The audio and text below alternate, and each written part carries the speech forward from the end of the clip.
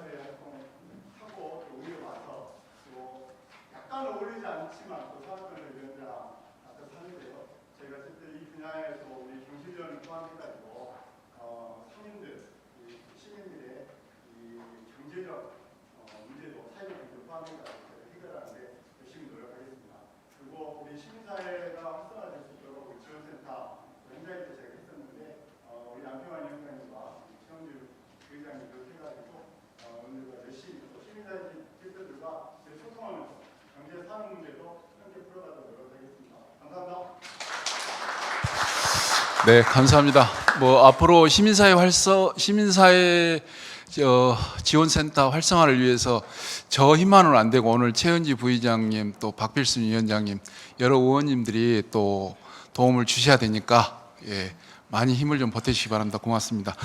오늘 잠깐 소개해 주셨는데요. 몇 분만 더 소개 올리고 하겠습니다. 우리 김재철 광주 현남 발전연구원 옛날에 아주 중요한 역할을 했던 박사님, 김재철 박사님 잠깐 소개 올리겠습니다.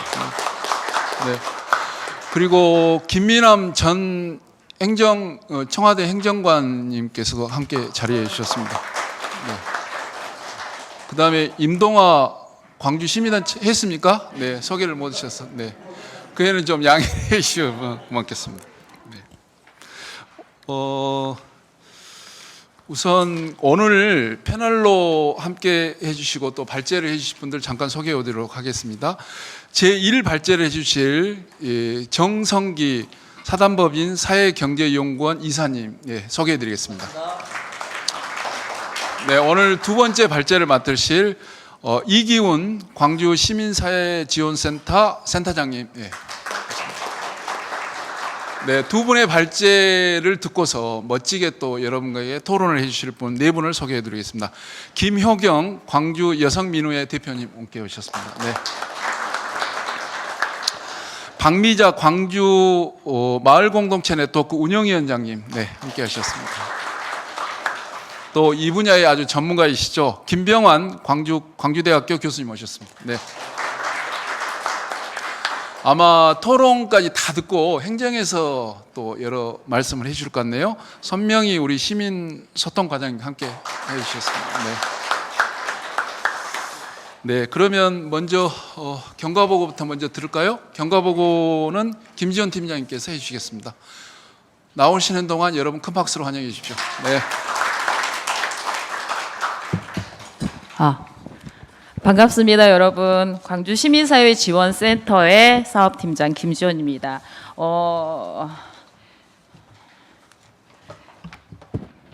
조례 제정과 광주 시민사회지원센터의 비전, 목표, 수립 과정에 대해서 말씀을 드릴 건데요. 여러분이 가지고 계신 자료집 13쪽 보시면 될 것 같습니다.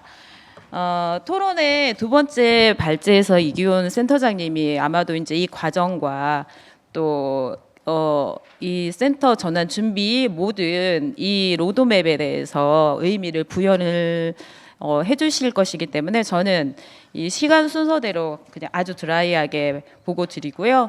말미에 또 이제 제가 이 발언권을 얻었으니 좀 이 담당자로서의 짧은 소회까지 덧붙이는 걸로 보고를 하도록 할게요. 13쪽 보시면 될 것 같습니다. 조례 제정 과정인데요. 주로 이제 변곡점이 되었던 지점을 중심으로 말씀드릴게요. 2020년 5월에 시민사회 발전과 공유활동 증진에 관한 규정, 이 대통령령으로 이게 제정이 되었어요. 그래서 그해 이제 6월에 광주시의회에서 조례 준비를 신수정 의원이 시작을 했습니다. 그래서 시민사회는 좀 늦은 감이 있지만 이듬해에 2021년 12월이죠. 광주 시민사회 활성화를 위한 제도 어떻게 만들어갈 것인가라는 주제로 포럼을 개최해서 제도화에 대한 논의를 시작했습니다. 그래서 2022년 8월부터 이제 본격적으로 조례 제정에 대한 논의를 시작을 했는데요. 14쪽 보시면 2020년 이제 5월에 그 심사의 발전과 아니죠.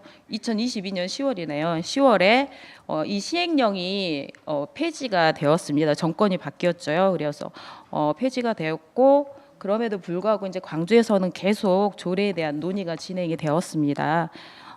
시의회에서 안평환 의원님이 이제 주최를 해서 시민사회와 함께 정책 토론회를 개최를 했고요. 2023년 5월까지 간담회 개최하고 또 TF 회의 여러 차례 했습니다. 그러다가 2023년 8월 7일에 시민사회 활성화 조례가 제정이 되었어요. 그리고 조례 제정 이후에 시민사회 무엇을 준비해야 하는가라는 주제로 포럼까지 개최를 했습니다. 이제 그 이후에 이제 연도가 새로 바뀌었습니다. 15쪽에 나와 있는 센터 전환을 위한 준비 과정 여기 보면서 말씀을 드릴게요. 시민사회 활성화 조례에 따라서 이제 NGO 센터가 종료가 되고 불과 18일 지났네요. 7월 1일부터 시민사회 지원센터가 센터 역할을 이제 하게 되었잖아요. 그래서 저희는 이제 1월부터 이 전환에 대한 준비를 했습니다. 그래서 이기훈 센터장님 오셔서 새롭게 사업을 이제 수립을 했어요. 2024년 시민사회 정책 포럼이라는 사업을 수립을 하고 예산까지 책정을 했어요. 그래서 1월에 정책 자문단을 구성했고요. 정책 자문 회의를 지난 7월 초까지 계속 운영을 했습니다. 그래서 그 과정에서 2월에 시민사회 간담회를 개최를 하고 4월에 200여 명이 참여한 시민들의 시민사회에 대한 인식조사 아니죠. 잘못했습니다. 200여 명이 참여한 시민사회 실태조사입니다. 그리고 시민들의 인식조사는 이제 2,000여 명 정도 참여를 했고요. 그리고 거기에서 좀 놓친 부분들은 저희가 조금 더 심층적으로 조사를 해보자 해서 5월부터 6월까지 초급, 중견 그리고 대표급 활동가들 대상으로 해서 FGI를 실시하였습니다. 그래서 그 모든 것을 토대로 해서 오늘 이제 이따가 센터장님이 발표를 해주실 비전, 목표 그리고 주요한 과제들을 수립을 했고요. 이 자리에서 공유하게 되었습니다. 그리고 16, 17쪽을 보시면 이제 센터 전환 준비 과정에서 어떤 논의들이 있었고 또 어떤 굵직굵직한 그런 그 과정들이 있었는지 그리고 정책 자문단 명단까지 있습니다. 요거를 참조하시면 될 것 같고요. 이제 경과 보고는 여기까지고 제가 조례 제정하고 이렇게 센터 비전 또 새롭게 이렇게 수립하고 하는 과정에서 실무를 맡은 담당자입니다. 그래서 여러 가지 좀 소외가 좀 이렇게 여러 가지 마음이 드는 것 같아요. 이게 조례도 마찬가지고 또 비전 목표 설정도 마찬가지고 센터에서는 정말 열심히 했다고 생각을 하거든요. 센터가 간사 단체로서 실무 단체로서 좀 쉬운 길로 갈 수도 있었겠지만 좀 돌아서 또 여기저기 살피면서 한 발자국씩 꾹꾹 밟아온 것 같아요. 좀 많이 돌아온 것 같은데 그래서 시민사회, 그다음에 행정, 의회, 그다음에 전문가, 연구자까지 함께 많이 논의했고 최대한 많은 분들의 의견을 청취하고자 노력을 했습니다. 센터 구성원들 우리 센터장님 포함해서 최선을 다했다고 감히 말씀드리고요.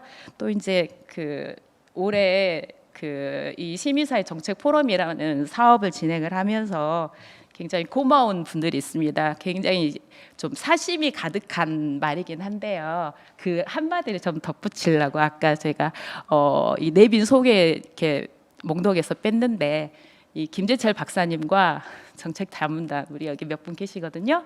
그리고 프린스나이트의 이명문 대표님 너무너무 정말 큰 역할을 해주셨어요. 정말 감사드린다고 박수 한번 드리고 싶었어요. 오늘 이 자리에서 감사합니다. 네.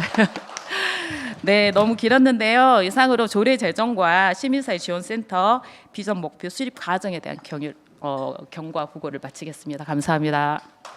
네. 원래 시민사회 활성화 및 공익활동 지원센터 지원 조례가 사실은 그 문재인 정부 때 이런 규정이 만들어졌는데 윤석열 정부 때 이게 폐지가 됐어요. 근데 폐지가 됐음에도 불구하고 광주에서는 조례를 만들고 시민사회 지원센터를 건립할 수 있는 또 그렇게 전환할 수 있는 토대를 만들었다는 것 자체가 경과보에서 의미 있는 메시지인 것 같습니다. 그 점을 좀 참고를 해주셨으면 좋겠고요. 오늘 그 진행과 관련해서 몇 가지 말씀드리겠습니다. 발제를 두 분이 하시는데 15분씩만 부탁을 드렸습니다. 그래서 30분 안에 끝내고요. 그다음에 패널 분들 4분이 오시는데 가능한 한 10분 이내로 엑기스만 가지고 해주시기로 했거든요. 그리고 오늘 오신 또 플로에 오신 분들이 다 시민사회 활동을 통해서 많은 경험을 갖고 계시기 때문에 가능하면 오늘 플로어에 오신 분들 말씀을 좀 더 듣는 시간을 충분히 갖도록 그렇게 하겠다는 그 진행상 관련해서 말씀을 드렸습니다. 자, 그러면 오늘 첫 번째 발제를 맡으신 분입니다. 정성기 사회경제연구원 이사님께서 광주 시민사회단체 및 활동가 실태조사 결과와 시사점을 중심으로 해서 발제해 주겠습니다. 여러분 큰 박수로 환영해 주시기 바랍니다.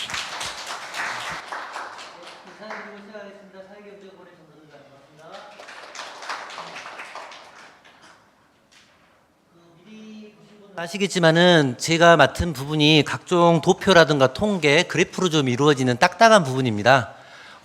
실제 뭐 우리 위원장님께서 15분 정도 시간 주셨는데 그거마저도 길기 때문에 한 10분 정도로 정말 빠르고 임팩트 있게 좀 진행할 거고요. 오히려 각 시민사회 생태계 속에서 다양한 역할을 맡고 계시는 분들이기 때문에 제가 이야기 드리고 도표나 그래프를 설명드리는 10분 동안 시민사회를 다시 한번 생각해 보시고 뭐 호기심이라든가 아이디어라든가 오늘 토론회를 전체적으로 좀 구상하시는 워밍업 시간으로 좀 생각하시면 좋을 것 같습니다. 그러면 제 발표 좀 시작하겠습니다.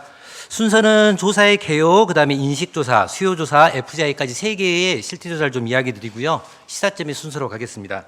21페이지 1번 조사의 개요 이야기 드리겠습니다. 1월부터 해서 저희 실태조사 관련해서 3개의 조사를 시작했습니다. 광주시민 2,683명을 대상으로 일반 시민에 대한 인식조사를 진행했었고요. 그 다음에 3월과 4월 무렵에 219명의 활동가를 대상으로 정책 수요조사를 진행했습니다. 이제 이러한 부분을 바탕으로 해가지고 좀 더 심화된 것들을 하기 위해서 5월 달 정도에 20여 명의 활동가를 대상으로 FGI를 대상으로 진행을 했습니다. 다음 페이지 22페이지 봐주십시오. 실제 빈도에 따르는 우선순위를 주로 중심으로 한 전체 그래프를 좀 보여드리고 있고요. 제가 이야기 드릴 것들은 그 뒤에 있는 교차 분석이라든가 실제 이제 이 전체에 따르는 200페이지 정도의 실제 보고서가 따로 있는데 그러한 것들을 좀 압축적으로 해가지고 이야기를 드리도록 하겠습니다. 시민사회단체 인식조사입니다. 총 2,683명의 시민들을 대상으로 한 것을 염두에 두시면서 봐주시면 좋을 것 같습니다. 첫 번째 시민사회단체 분야별 평가입니다. 시민사회단체 주체를 좀 어떻게 평가하는지 시민들의 눈높이에서 본 거고요. 여러 가지 한 5가지 정도 항목을 봤었는데 지역의 민주주의 발전에 기여하는 것들을 가장 높은 측면으로 봤었고 오히려 좀 시민사회 소통 능력은 41점 정도로 좀 낮게 보셨습니다. 여성분들이 남성보다 무려 8점 정도를 높은 점수를 주셨고요. 사실 그 부분은 여성분들께서 시민단체 활동에 좀 참여하는 부분들이 있는 데서 기인하는 것 같습니다. 그리고 좀 연령대를 보게 되면은 평균 점수 차이가 꽤 많이 나는데요. 30대는 32점 정도만 나왔고요. 60대에서는 54점 정도로 편차가 꽤 나오는 것들. 꼭 세대 구분은 아니겠지만 젊은 세대에서 시민사회단체 주체 세력에 좀 약간은 박한 점수를 주신 것을 보시면 좋을 것 같습니다. 두 번째 시민사회 환경평가입니다. 저희가 접하고 있는 시민사회 환경 전체를 봐주신 거고요. 가장 높은 항목 중국은 시민사회 활동하기 좋은 전반적인 여건에 높은 점수를 주셨습니다. 23페이지 상단 보시면은 시민사회단체의 활동 영역입니다. 이제 이전에 사전 질문이 어떤 게 있었냐면은 우리 2,600여 명의 시민분들께서 실제 시민단체 활동에 참여하는지를 여쭤봤었고요. 450명 정도, 17% 정도가 참여를 하신다는 바탕 속에서 나온 질문입니다. 자원봉사가 45.8%로 가장 많은 영역이셨고요. 눈에 보시는 것처럼 쭉 순서대로 있습니다. 기타 분야로는 국제협력, 기부, 평화통일, 정책, 경제 분야, 의료보건 분야 그러한 부분들이 있습니다. 다음 항목입니다. 시민사회단체 활동을 하는 이유에 대해서 여쭤봤었는데요. 가장 어떤 공공적인 이유, 공익적인 이유를 바탕으로 하면서 사회에 도움이 되는 부분을 66%를 꼽아주셨습니다. 반대급부로 시민사회단체 활동을 하지 않는 이유를 여쭤봤습니다. 안타깝게도 저희는 꽤 홍보를 많이 하고 인식을 개선하기 위해서 많은 활동을 함에도 불구하고 시민분들께서는 시민단체 활동에 대한 정보가 부족하다는 것을 꼽아주신 것을 좀 눈여겨봐 주시면 좋을 것 같습니다. 24페이지로 넘어가겠습니다. 참여하고 싶은 영역을 여쭤봤습니다. 실제 이전에 시민분들에게 여쭤봤더니 무려 1,400명 정도의 시민분들께서 한번 그래도 나는 시민사회단체 활동에 참여하고 싶다라는 긍정적인 답변을 주셨고요. 그렇다면 어떤 것을 한번 해보시면 좋겠냐고 여쭤봤더니 환경, 생태, 아동, 청소년, 그다음에 자원봉사 그런 형태로 해가지고 눈에 보이시는 빈도순대로 해가지고 좀 중급 답변을 해주셨습니다. 이러한 환경평가 속에서 그렇다면 이제 광주 시민사회지원센터가 7월 1일자로 출범을 하게 되는데 이러한 여건이라든가 이러한 배경 속에서 시민사회지원센터 중간점 기간이 생기게 되면 어떤 사업을 중점으로 하면 좋을지를 여쭤봤었고요. 여기 나오시는 것처럼 시민의 공익활동 참여와 시민사회 활성화를 위한 장소와 시설 제공, 어떤 물리적인 여건을 좀 제공하는 것들을 첫 번째로 꼽아주셨습니다. 그 다음에 거버넌스 체계를 구축하는 것들, 그 다음에 인재 양성이 순서로 나왔던 부분을 봐주시면 좋을 것 같습니다. 여기까지 해서 시민분들에 대한 인식조사를 가볍게 좀 봤고요. 이러한 바탕 속에서 실제로 시민사회에서 주추적인 활동을 하는 활동가분들에 대한 219명 활동가에 대한 실태조사를 좀 진행을 했었습니다. 여기는 이제 앞부분보다는 좀 약간 항목이 많은데요. 하나하나 설명드리겠고요. 전체 앞에 좀 개요를 넣은 이유가 뭐냐면은 그래도 다 영역에서 활동하기 때문에 실제적인 숫자를 좀 보시기 위해서 좀 숫자가 좀 작긴 합니다만 전체 개요표 봤으니까 보시면 좋을 것 같습니다. 뭐 성별, 연령대, 활동 경력부터 해서 예상 규모에 따라서 어떻게 인식하는지 어떻게 참여하시는지가 쭉 비율로 나와 있고요. 한번 그거 보시면서 26페이지로 넘어가겠습니다. 219명의 활동가가 나의 환경과 나의 처지를 생각하면서 처우를 생각하면서 답변한 것들입니다. 본인이 첫 번째는 시민사회단체 분야별 평가입니다. 본인이 현재 시민사회단체 활동을 하고 있는데 어떤 것들이 가장 평가 지점이 우수한지를 여쭤봤었는데요. 지역의 민주주의 발전에 기여한다부터를 1등으로 해가지고 지방정부와 민간협치 활성에 기여하는 부분들, 그다음에 지역사회 문제를 발굴하고 대안을 마련하는 부분들이 60점을 좀 상회하는 형태로 해가지고 높은 점수를 해서 마지막에 있는 지방정부와 독립성은 좀 약간 박한 점수를 주면서 순서대로 좀 나와 있습니다.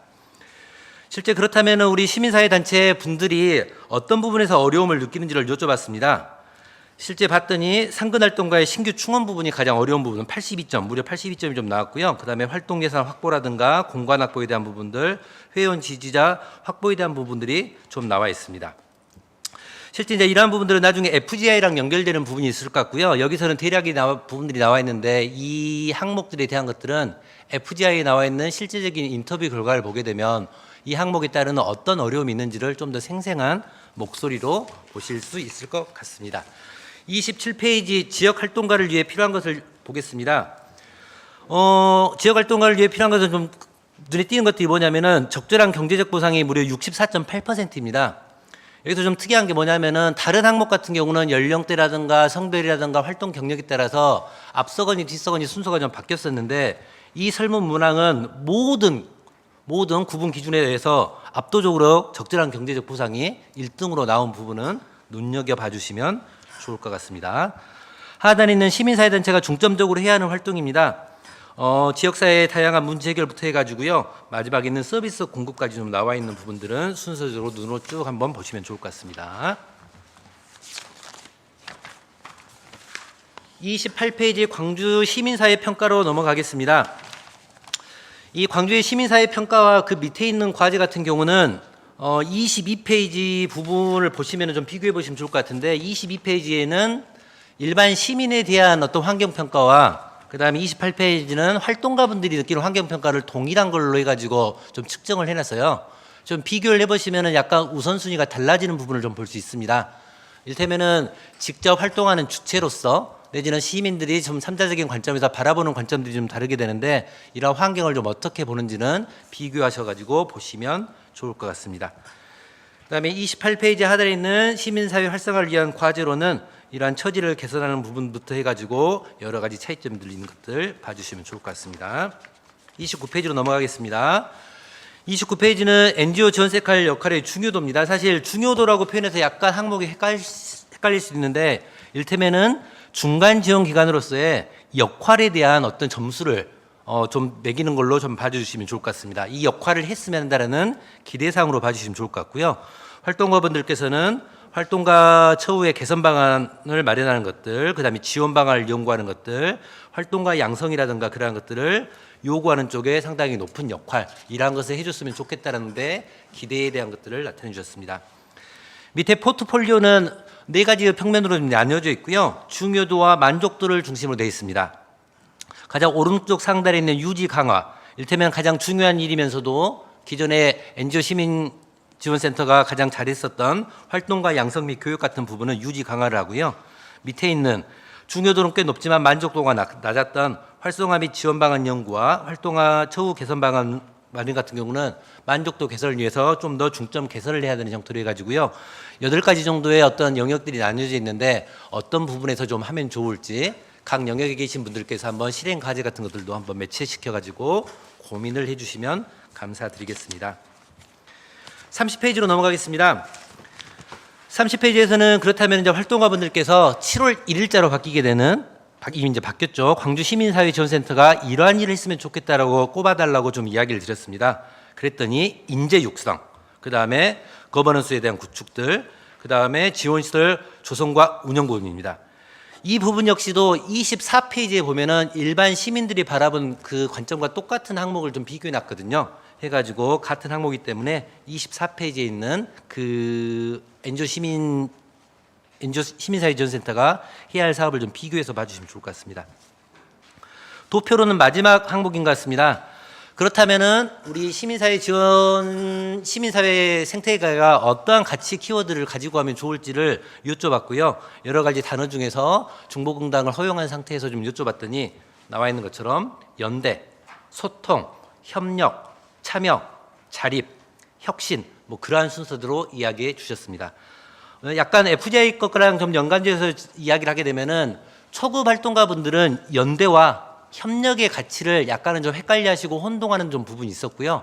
실제 한 활동가분들께서는 연대라는 가치를 좀 느끼기 위해서는 시민사회단체가 같이 어떤 하나의 이슈를 가지고 승리하는 어떤 관점이 좀 필요할 때 그 연대라는 가치가 좀 빛나지 않을까라는 이야기를 해주신 게 좀 기억에 남습니다. 이제 세 번째 조사인 FGI로 31페이지로 넘어가겠습니다.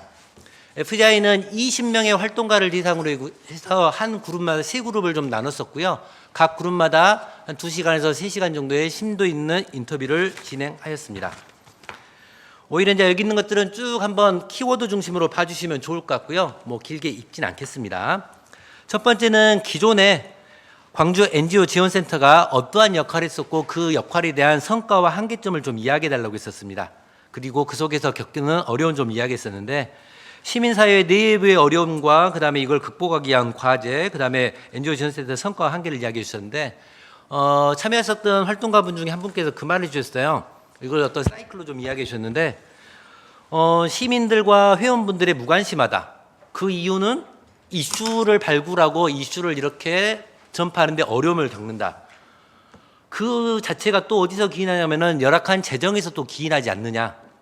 근데 이 열악한 재정 때문에 활동가들이 일반 상근 활동에 어려움을 겪고 이 생태계에서 많이 빠져나가는 어떤 그러한 걸 이야기해 주셨고 또 그런 활동가가 없기 때문에 충실한 사업이나 프로그램이 실행이 안 된다라는 어떤 일련의 사이클로 말씀해 주셨어요. 사실 이제 이 사이클의 시작 지점이나 끝 지점을 과연 어디로 파악할지는 되게 고민 지점이긴 합니다만 이러한 것들을 하나의 선순환 구조로 갖기 위해서는 어떤 시작 지점이라든가 좀 파격적인 방법은 있어야 될 걸로 좀 예상이 됩니다. 32페이지로 넘어가겠습니다.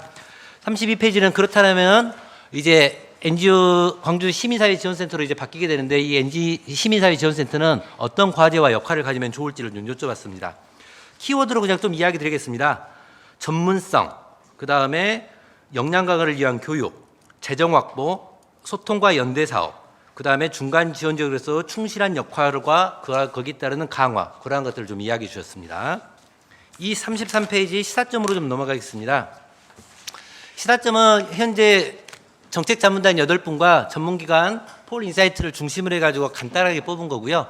오늘 토론의 결과를 바탕으로 해서 시사점은 많이 좀 보강될 걸로 좀 예상이 됩니다. 첫 번째 시사점으로는 시민사회단체 성장과 안정적인 운영을 위한 지원을 해서 시사점으로는 이러한 요소들을 충족시키고 활동가 이탈을 감소시키기 위한 실제적인 대책이 마련되어야겠다는 걸로 좀 나왔고요. 34페이지로 넘어가 주시면 제가 중간중간에 이야기를 했던 세대에 따르는 나이대에 따른 어떤 그런 차이점들이 있었는데 이런 것들 좀 어떻게 방안을 마련할지, 그래서 역량 강화와 전문성을 제고해서 시민사회단체의 신뢰도를 높일 필요가 있는 것들을 좀 대안으로 제시했습니다. 마지막 페이지 처우 개선 방안을 보시면은 실제 이제 뭐 다양한 지표들이라든가 다양한 조사 결과를 통해서 이 처우에 대한 것들은 실제적인 문제로 많이 대두됐었는데 이러한 것들을 위한 실제적인 대책 마련이 꼭 필요하다는 것을 뭐 꼽아 주셨습니다. 마지막으로 좀 정리하고 마무리 짓겠습니다. 실제 광주 NGO 지원센터가 2009년도에 생겨가지고 15년 정도를 유지되다가 지난 6월 30일을 끝으로 이제 새롭게 7월 1일자로 시민사회 지원센터로 이제 확대 개편되었습니다. 그 속에서 이제 이러한 일련의 활동들을 진행했었고요. 말씀드렸듯이 8명의 정책 자문단과 그다음에 전문기관인 폴인사이트, 그리고 우리 센터 5분의 구성원들과 함께 했었는데 실제 이 과정을 상반기 동안 좀 진행하면서 우리 이기훈 센터장님, 그다음에 송세현 팀장님, 그리고 김지원 팀장님, 박진영, 이영화 간사님께서 정말 열정이 넘치고 역량 있는 어떤 모습들을 많이 보이셨는데요. 그런 것들을 바탕으로 앞으로도 시민사회 지원센터가 꾸준하게 발전해 갔으면 좋겠습니다. 이상 마치겠습니다. 네, 상당히 내용이 알차고 또 발표도 임팩트하게 해주셔서 너무 감사드리고요. 보니까 전체적인 지금 우리가 시민사회단체와 활동가 실태조사 결과가 나와서 앞으로 뭘 어떻게 가야 될 것이냐 하는 토대가 이번 조사를 통해서 확보된 것 같습니다. 자, 이걸 토대로 해서 그러면 이제 이 일을 해야 할 것이 광주 시민사회 지원센터가 될 텐데 이 지원센터 역할과 과제를 발제를 해주실 분입니다. 이기훈 센터장님 모시고 발표를 듣도록 하겠습니다. 여러분 큰 박수로 환영해 주십시오. 반갑습니다. 방금 소개받은 광주 시민사회 지원센터 센터장 이기훈입니다. 이 발제문은 센터를 책임지고 있는 저의 철학과 가치도 물론 반영되었지만 광주 시민사회 지원센터로 전환을 앞두고 시민들을 대상으로 한 설문조사, 그리고 시민사회단체 활동가를 대상으로 한 정책 수요조사, 그리고 시민사회 지원센터 활동가, 정책자문단, 주식회사 폴인사이트가 협력해서 마련하고 있는 연구 보고서를 기반으로 작성했다는 점을 양지해 주시기 바랍니다. 발제는 크게 광주 시민사회 지원센터 설치 근거, 광주 NGO 지원센터 성과와 한계를 바탕으로 시민사회 지원센터 역할, 과제 순으로 말씀드리고자 합니다. 배포된 자료집 39페이지부터 52페이지까지를 참고해 주시기 바랍니다. 현 정부 들어서 시민사회에 대한 편협한 태도나 그 반시민사회적 행태는 일일이 언급하지 않더라도 여기 계신 분들이 더욱 공감할 것으로 판단하고요. 이제 그나마 다행인 것은 이제 우리 지역은 몇 년간 그 시민운동의 성장과 시민사회 활성화 기반을 마련하기 위해서 민간정이 노력해 왔고 작년 8월 조례 제정으로 이어지는 결실을 맺었습니다. 조례 제정 과정은 자료를 참고해 주시고요. 이 조례에 의해서 광주 NGO 지원센터는 올해 7월 1일부터 광주 시민사회 지원센터로 명칭을 변경하였고, 광주 시민사회 지원센터는 광주 NGO 지원센터를 법적으로 계승하는 중간 지원 조직이자 광주 NGO 지원센터의 사업의 계승, 그리고 조례에 명시된 기능과 역할도 병행해야 하는 임무를 부여받았습니다. 광주 NGO 지원센터는 지난 2009년 개소 이후에 한 민간 경상 보조금 지원 방식으로 운영되다가 2015년부터 NGO 지원센터 설치 및 운영 조례가 제정되어서 현재 그 광주 NGO 시민재단이 위탁 운영을 하고 있습니다. 그 지난 2009년 광주 NGO 지원센터 개소 이후의 성과는 자료집 42페이지부터 47페이지까지를 좀 참고해 주시되, 표 1-3까지 위탁 이후에 지난 10년 동안의 NGO 지원센터 운영 목표, 과제, 성과를 함께 보시면 좋을 것 같습니다. 물론 그 성과는 좀 NGO 센터의 시각에서 반영된 측면이 있기 때문에 여기 계신 분들이 NGO 지원센터를 바라봤을 때 그 시각의 차이는 있을 수 있다는 점은 이해를 해 주셨으면 좋겠고요. 지난 15년간의 NGO 지원센터의 좀 활동을 돌아보면 시민사회 기대에 좀 제대로 부응을 했는지에 대해서는 뭐 여러 평가가 있을 수 있을 것 같습니다. 다만 좀 한정된 그 자원과 예산으로 공유활동과 역량 강화 지원 사업이나 NGO 단체 공유활동 지원 사업, 시민사회 생태계 기반 조성을 위해서 최선을 다한 것으로 자평하고 싶고요. 그 사업의 그 좀 공간 운영의 측면에서도 전입빌딩 245 빌딩으로 이전하면서 좀 많은 변화가 있었는데요. 그 특히 좀 광주 NGO 지원센터 시민마루는 좀 5.18 민주광장과 함께 그 시민사회의 담론 표출 그리고 교육과 회의 공간, 좀 광주 공동체를 향한 그 시민사회 메시지 발신 공간으로 지금 각인되고 있습니다. 광주 NGO 센터의 의미 있는 좀 성과에도 불구하고 좀 이 시민사회 단체와 공익활동가에 한정되어서 지원 활동을 하다 보니까 좀 시민들이 시민사회 활동에 적극적으로 좀 참여할 수 있는 기회와 정보 제공이 좀 미흡했고, 그리고 시민운동의 성장을 위한 공익활동가를 대상으로 한 좀 더 체계적이고 심화된 교육 프로그램은 좀 부재했습니다. 그리고 시민사회의 미래 비전을 제시할 수 있는 좀 연구조사나 의제개발, 또 정책 역량 미흡 등은 좀 광주 NGO 센터가 한계였고 또 앞으로 좀 보완해야 될 과제라고 봅니다. 방금 말씀드린 좀 이러한 아쉬움과 좀 보완해야 될 과제는 시민사회 지원센터의 역할과 과제를 수립하기 위한 좀 실태조사 결과에서도 좀 유사하게 좀 지적되었다는 점에서 좀 향후 시민사회 지원센터가 광주 NGO 센터를 좀 개성하면서 좀 조례에 명시된 목적과 기능을 제대로 수행하기 위해서라도 좀 반면교사로 좀 삼아야 될 것 같습니다.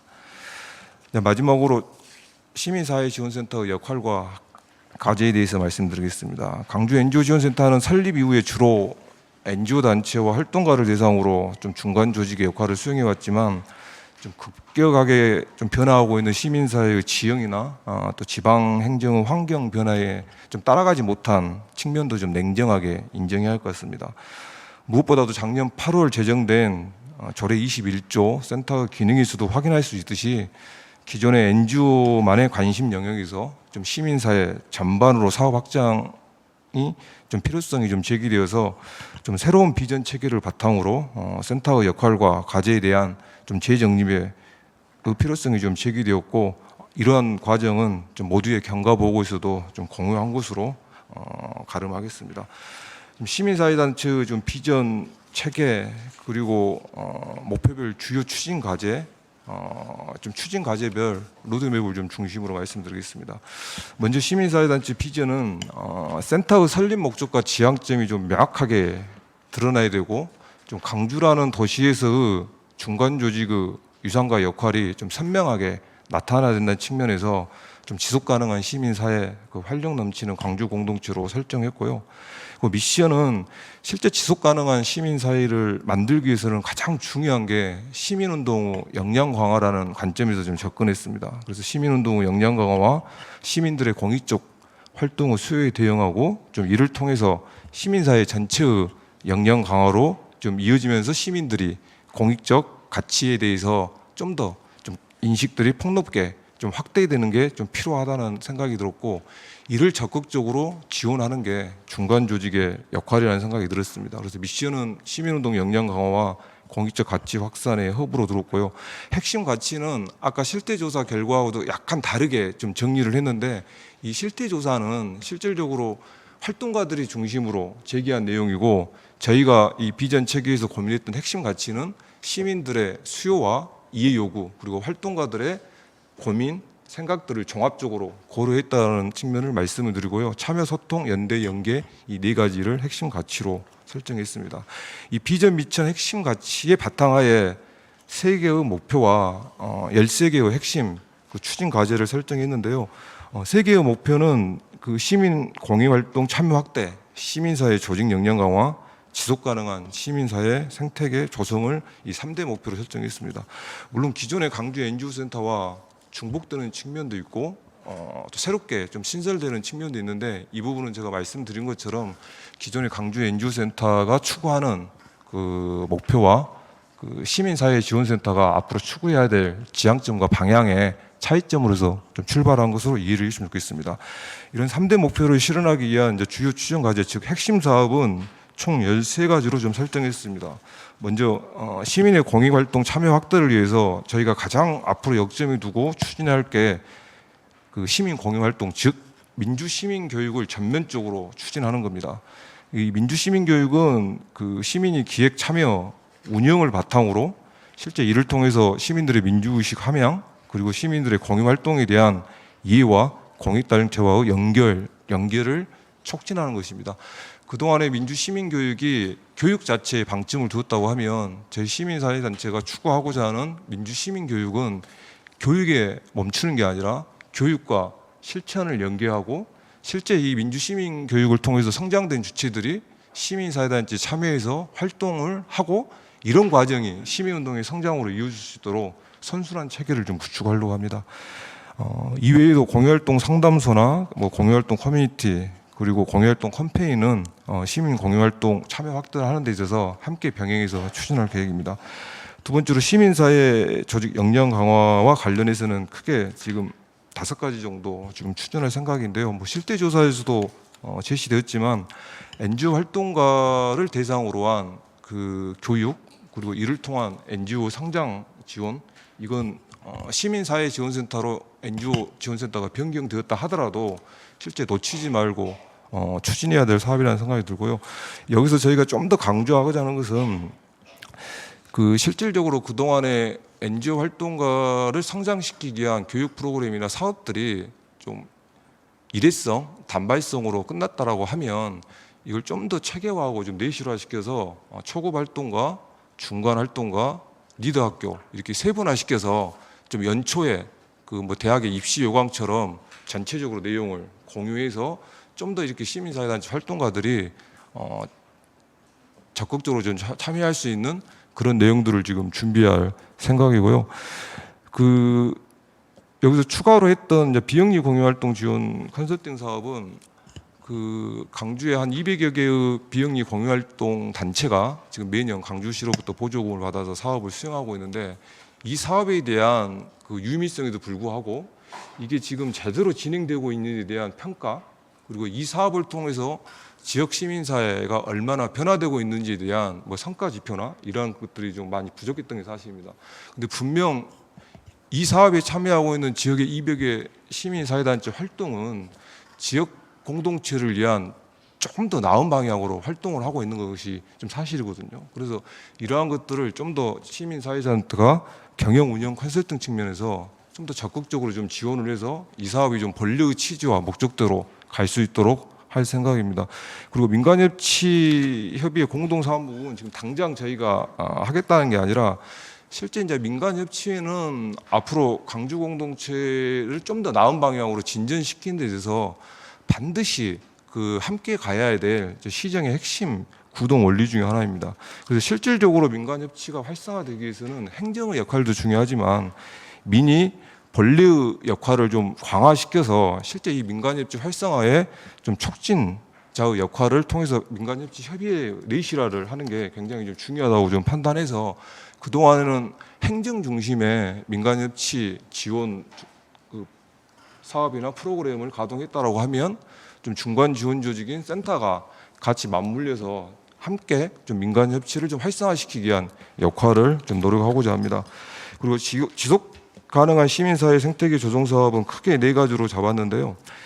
이 시민사회 컨퍼런스는 다른 게 아니라 현안 이슈 중심의 시민사회의 문제를 제기하는 것에서 좀 더 그 한 발 더 나가서 그 전문가들과 현장의 활동가들이 함께 시민사회의 미래 비전을 함께 이야기하는 좀 큰 담론을 이야기하고 이 담론이 실제 정책으로 반영될 수 있는 구조를 지원센터가 역할을 하고 이게 크게 시민사회 활성화에 제도적뿐만 아니라 환경과 여건을 마련하는 데 좀 기여하는 방향으로 이 시민사회 컨퍼런스를 지금 저희들이 준비하고 있고요.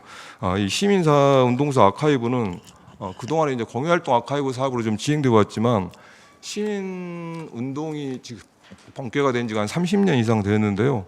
그 매실 훼손될 좀 우려가 있는 시민사회 공유 활동을 좀 체계적인 기록, 분류에 좀 디지털하고 이러한 그 내용들이 좀 시민사회단체 현황 및 활동을 또 영상으로 함께 기록해서 좀 우리 지역의 미래의 역사 자원이자 좀 사회적 자본 역량으로 좀 축적될 수 있도록 좀 저희가 좀 중점 사업을 하나로 좀 진행하려고 합니다.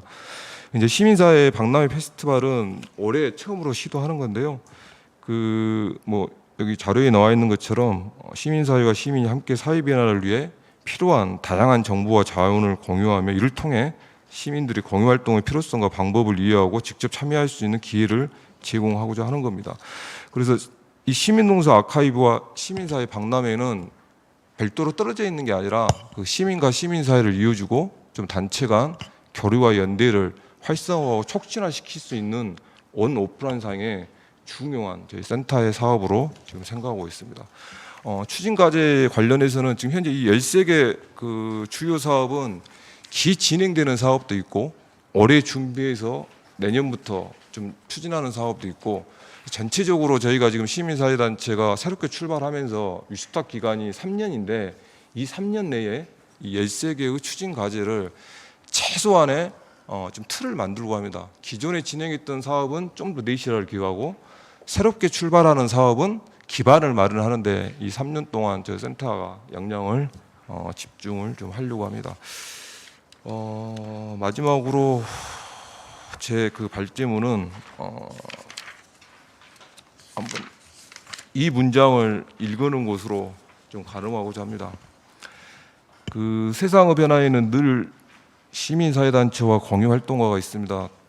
조금은 결이 다르지만 강주시의 공직자 그리고 시의회도 강주 발전을 위해 묵묵히 좀 제 역할을 다하고 있습니다. 이런 점에서 시민이 행복한 강주 공동체의 긴 여정의 행정, 시의회, 시민사회는 좀 멋진 동반자가 될 수 있을 거라고 생각됩니다. 경청해 주셔서 고맙습니다. 네, 이기훈 센터장님 수고 많으셨습니다. 두 분의 발제를 들었다 보니까 저도 오랜만에 이제 이 시민사회의 그 분위기에 조금 빠졌어요. 예, 빠졌는데 그래도 실태 조사가 이렇게 좀 뭔가 그럴싸하게 데이터가 나오고 또 그에 따른 어떤 대안을 가지고 일을 추진할 센터가 어떤 일을 또 이렇게 좀 로드맵을 가지고 가보겠다 하니까 일단 뭐 주제 발제가 아주 훌륭한 것 같습니다. 네, 자, 이 두 분의 발제를 잘 들으셨는데 이제 네 분의 이게 패널 분들 모시고 주제 발제에 대한 토론을 좀 듣도록 하겠습니다. 가능하면 10분 이내로 해주신 것을 오늘 패널 분들이 훌륭한 것은 역시 시간 내에 발표를 잘 해준다는 거 그것이 아마 좋은 평가가 되지 않을까 싶은데요. 첫 번째 김효경 광주 여성민우회 대표님께서 토론해 주시겠습니다. 시작해 주십시오. 네, 시간을 잘 지켜서 네, 이제 토론문 발표하도록 하겠습니다. 네, 자료집 55페이지를 참조하시면 될 것 같고요. 저는 아무래도 이제 현재 시민단체에서 활동하고 있는 입장에서 오늘 이제 토론문을 좀 작성하게 됐고요. 그리고 이제 시민사회단체 이제 실태조사에서 특히 이제 저는 아무래도 단체 활동가다 보니까 시민 인식 조사를 조금 더 눈여겨 보게 되었어요. 이제 그 부분에서 조금 인상적이었던 것은 이제 20, 30대의 이제 세대별 특히 20, 30대 이제 청년 세대들이 이제 시민단체에 대한 NGO 단체에 대한 신뢰도 없음, 이제 기대치 낮음에 대한 그런 부분에 대해서 어떤 이런 사회적 문화 현재 상황에 대해서 조금 분석이 필요하다라고 조금 보았습니다. 그래서 지금 이렇게 불안정한 시대에 있어서 이제 저성장, 신자유주의 시대에 있어서 이런 전반적인 생애 과정에서 체화된 신자유주의적 삶의 감각이 어떤 능력주의라든가 공정성이라든가 이런 부분하고 결합해서 인종이나 계급, 뭐 성차별에 대한 어떤 진보적 사회 운동에 대한 이제 백래시로 조금 나타나고 있다라고 보고 있습니다. 이런 상황이 계속적으로 지속되고 또 이제 방치되다 보니까 이런 이제 공정에 대한 담론을 중심으로 해서 시민사회 운동을 어떤 정의 실현이라든가 어떤 진보의 실현의 과정이라기보다는 부당하게 세금이 지출되는 그리고 당연히 시장에서 경쟁해야 할 그런 개인적 자유와 권리에 대한 침해로 이해되지 않나 그렇게 좀 평가를 하고 싶고요. 그 결과 어떤 취약 집단에 대한 어떤 적극적 조치라든가 시민단체에 대한 지원들을 공정성 원칙에 반하는 그런 것으로 여기고 있는 것 있다라고 평가를 하고 싶고요. 그거는 이제 그 전체적인 대한민국의 흐름이고 광주도 뭐 마찬가지인 것 같습니다. 네, 이제 뭐 이제 자료집을 참조하시면 될 것 같고요. 또 이런 것들이 굉장히 또 과거에도 분명히 있었지만 왜 지금은 더 문제냐면 정치 권력이 이것들을 이용을 하고 있고 언론들이 뭐 특히 이제 커뮤니티발 뉴스를 그대로 뭐 받았으면서 더 확장되고 증폭되고 있다라는 게 더 큰 문제인 것 같습니다. 그래서 이런 공익 활동에 대한 제도화, 이제 활성화를 위한 제도화가 왜 필요한지 실은 시민들에게 공유가 돼야 되고 소통이 돼야 되는 것 같습니다. 그래서 이 공익활동에 대한 시민들의 지지, 철회나 뭐 참여가 저해가 되고 그러면서 공익활동에 대한 어떤 이런 불공정 담론이 확산이 되고 그러면서 활동가 재생산의 어려움까지 이어지는 어떤 아까 정성기 이사님께서 말씀하셨지만 이런 사이클 이제 반복되지 않나. 그래서 결과적으로 봤을 때 시민사회 운동의 위축이라든가 축소의 결과를 현재 가져오고 있다. 그럼에도 불구하고 정말 감사하게도 광주는 관련한 조례를 또 함께 지역 시민사회에서 함께 만들고 환경을 조성하기 위한 노력들을 하고 있어서 굉장히 현장 활동가 입장에서 굉장히 감사하다는 이야기를 또 드리고 싶고요. 그렇지만 어떤 시민들이 원하는 소통, 그 다음에 정보를 잘 모른다는 것, 이런 것들은 결국은 시민들의 외면과 지지의 결과에 대한 어떤 지역사회, 특히 시민단체에 대한 이제 과제로 또 남아있다라고 볼 수 있습니다. 그렇기 때문에 광주 시민사회지원센터에 대한 역할은 또 클 수밖에 없을 것 같습니다. 네, 이기훈 센터장님이 발표하신 것처럼 어떤 센터의 비전과 핵심 가치, 목표와 주요 핵심 사업들은 여러 주체들의 의견이 잘 이제 반영이 됨을 확인할 수 있습니다. 하지만 이 비전과 목표에 따른 사업들을 계획대로 잘 추진하기 위해서는 무엇보다도 그에 따른 마땅한 합리적인 예산과 인력 증원 또는 공간의 확보가 반드시 수반되어야 함을 강조를 하고 싶고요. 그리고 광주 지역에서 하면서 몇 가지 고민과 또 함께 이제 제안을 좀 드리고 싶은데요. 어떤 센터의 모든 사업에 있어서 비단체 등록 활동가라든가 1인 활동가 또는 프로젝트 참여 활동가 어떤 모임성, 특정 어떤 이슈별 모임 그런 활동가들에 대한 지원이 조금 확대가 되었으면 좋겠다. 그런 방안이 조금 모색이 되었으면 좋겠다. 라는 의견을 좀 드리고 싶고요. 그래서 실은 이런 기존의 단체 중심의 활동에서 조금 확장돼서 이런 공익활동 생태계를 반영한 사업이 조금 요구되고 특히 광주 지역에서 조금 이렇게 비주류 활동가들이 어려운 점은 이런 인프라와 이제 소속감의 이제 비충족이라고 볼 수 있을 것 같습니다. 그리고 두 번째로는 이제 공모사업 정상 간소화에 대한 필요성을 좀 이야기하고 싶은데요. 모든 사업을 그렇게 하라는 건 아니고요.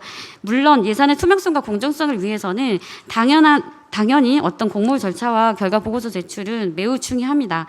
그러나 어떤 청년 활동가들이라든가 다양한 층의 공익활동 참여 보장을 위해서는 일부 사업의 공모의 경우 정상 보고서 변화가 좀 필요해 보입니다.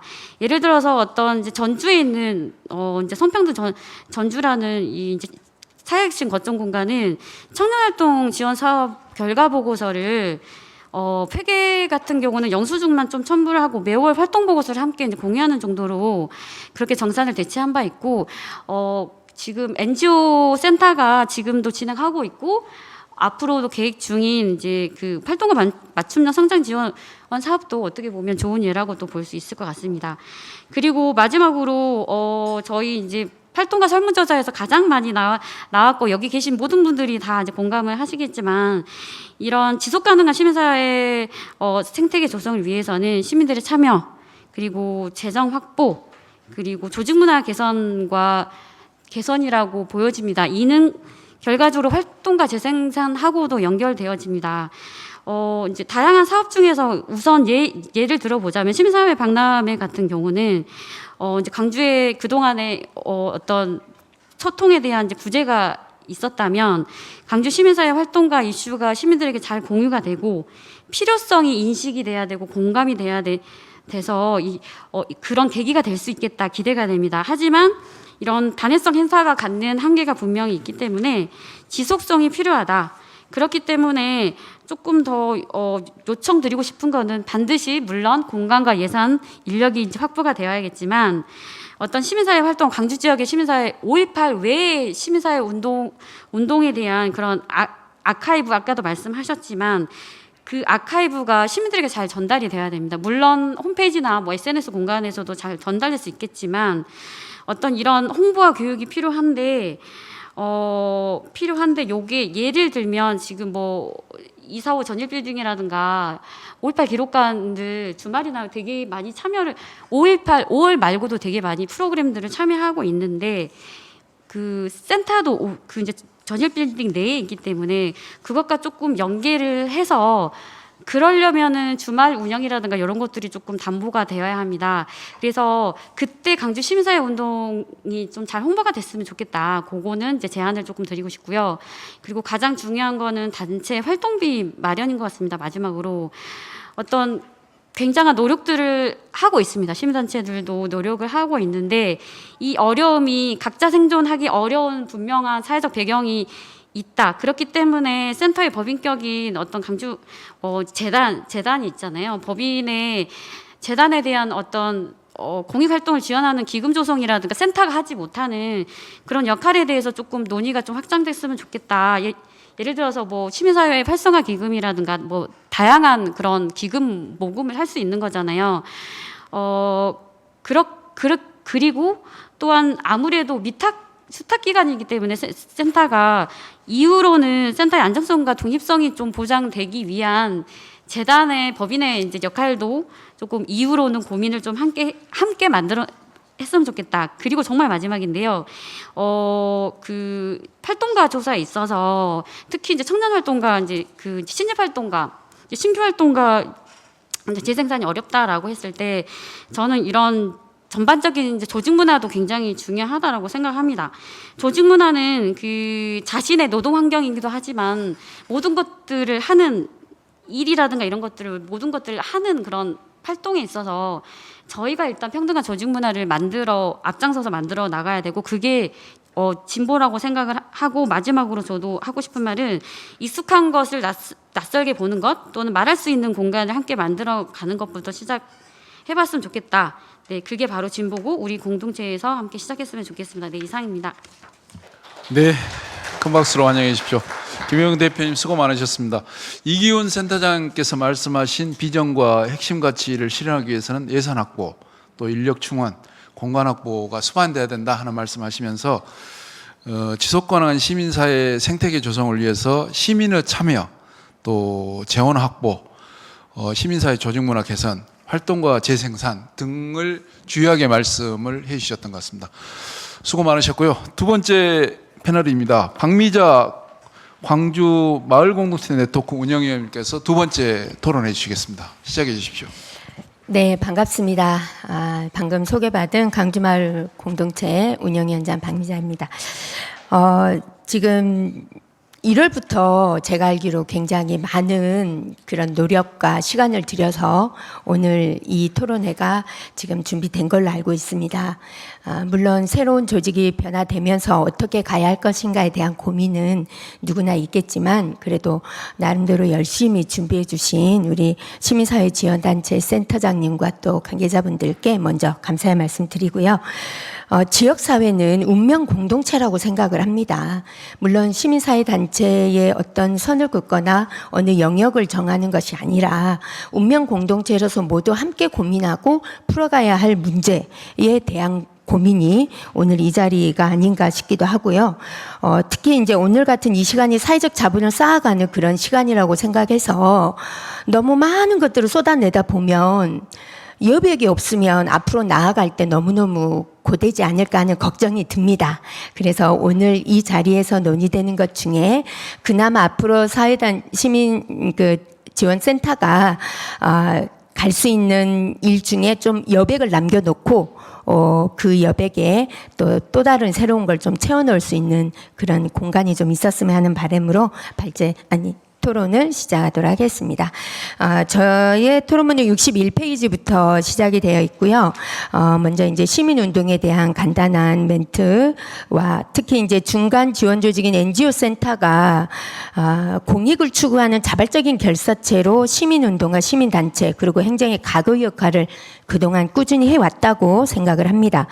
이제는 시민사회지원센터로 새롭게 출발하면서 그간의 어떤 과정들을 되짚어보며 또 시대가 변하고 지역의 구조가 변하고 시민도 변하는 마당에 새롭게 변해야 하는 비전 제시를 제가 이제 보면서 몇 가지 제안을 하고자 합니다. 특히 오늘 분석 내용 중에 광주 시민의 시민사회 단체 활동을 하지 않는 가장 큰 이유가 정보 부족과 그리고 신뢰하지 않는다는 부분들이 있었어요. 이제 물론 그동안 시민사회단체가 열심히 나름대로의 각자의 역할로 활동을 했지만 과연 저 단체가 뭐 하는 단체인가 시민들은 결코 모르는 그런 과정 속에 좀 더 쉽게 시민들이 다가갈 수 있도록 이제 예전에 어떤 자리에서 그런 제안을 했더니 이제 우리 NGO 센터 홈페이지에서 각 사회단체에 이렇게 클릭을 하면 링크가 돼서 홈페이지로 연결할 수 있도록 하는 그런 플랫폼 역할을 좀 했으면 좋겠다라는 얘기가 있었습니다. 그래서 이제 그런 부분들을 염두해서 센터의 홈페이지에서 그 사회단체들로 연결할 수 있도록 좀 신경을 써주시면 좋겠고 그렇게 이제 쉽게 접근을 하다 보면 요즘은 청년들도 그렇고 하다못해 어르신들도 굉장히 핸드폰 활용도가 높습니다. 그래서 생각지 못했던 사회단체가 본인의 어떤 방향성에 맞으면 또 거기에 같이 합류하지 않을까 하는 기대감을 가져보고요. 또 그 신뢰하지 않는다는 부분들이 여러 가지 부분으로 있을 것 같습니다만은 일단은 개인적인 수혜, 나에게 어떤 이익이 없기 때문에 또는 이런 활동들이 또 무관심으로 연결이 되고 시민단체를 신뢰하지 않는 이유 중에 정치적인 색깔을 띠는 어떤 그런 단체들에 대한 거부감이 모든 시민사회단체에 대한 그런 거부감으로 또 연결되는 부분도 주변에서는 좀 왕왕 봐왔습니다. 그래서 어떤 개인 단체의 이익을 위한 그런 거에 매몰되지 않았나 하는 그런 생각들도 해보게 됩니다. 그리고 이제 우리 그 활성화 및 지원 방안 만족도 포트폴리오 분석에서 보면 홍보 및 인식 개선 캠페인이 만족도나 중요도 면에 둘 다 낮게 나왔던 이유가 방금 제가 말씀드린 그런 부분과 연결되는 것 같고요. 그리고 활동가에 대한 인식이나 처우에 대한 부정적인 생각들이 시민단체를 신뢰하지 않게 하는 그런 부분으로 이어지지 않았나 하는 생각을 해봅니다. 또 하나 이제 저희가 시민사회단체라고 하면 시민이 있어야 하는데 시민이 없는 시민사회단체가 굉장히 많습니다. 이제 그게 어떻게 보면 시민 활동의 정당성을 키우는 시민들과 더 가까이에서 소통하고 연대함에도 불구하고 이제 뭐 지난 시대적 요구와 방식으로 좀 거리감을 뒀다든지 옛날의 어떤 요구나 활동 방식으로 제자리 걸음을 하고 있지 않았나 이런 부분에 대한 의구심요. 그리고 이제 시민운동과 방향 제시로 여러 가지 목소리에 귀를 기울여야 한다는 그런 발상부터 다시 시작했으면 하는 생각이 듭니다. 이제 뭐 센터가 앞으로도 시민들과 더 가까이 가려고 하는 여러 비전이나 또는 미션에 대한 부분은 있지만 이런 부분도 좋지만요. 또 안전하고 행복한 삶을 위해서 다양한 활동과 또 공익적 가치 가치를 우선하는 시민운동의 근간을 재정비할 필요가 있다고 생각을 합니다.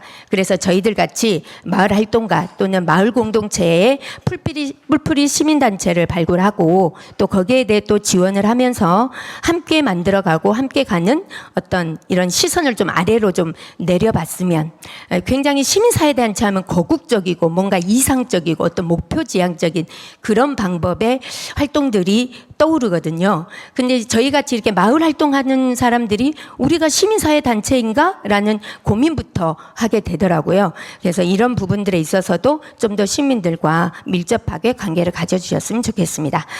그리고 이제 한 가지 더 시민사회 단체가 느끼는 어려움 중 1위가 아까 이제 앞에서 말씀하셨던 우리 대표님의 말씀처럼 상근 활동가의 뭐 신규 충원, 또 활동 예산 확보, 공간 확보라고 되어 있었습니다.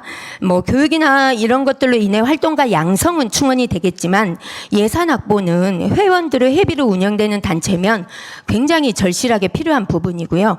현재도 진행되고 있긴 하지만 센터가 자체적인 사업보다는 좀 이런 분야별 전문성을 띈 단체에게 예를 들어 뭐 교육, 홍보, 아카이빙, 컨설팅 등 좀 이런 나름대로 자체적인 역할이 있는 단체들이 있을 겁니다. 이런 데에 예산과 지원을 해 주셔가지고 스스로 이러한 문제들을 기획하고 집행하고 평가하는 과정 속에 조직의 어떤 역량도 강화되고 또 운영의 폭도 넓힐 수 있지 않을까 하는 이런 생각도 해봅니다. 그리고 이제 하나 더 공간 확보에 대한 어려움은 그냥 회의 공간이나 어떤 행사를 진행하는 공간의 부족함을 말하는 건 아니라고 생각을 합니다.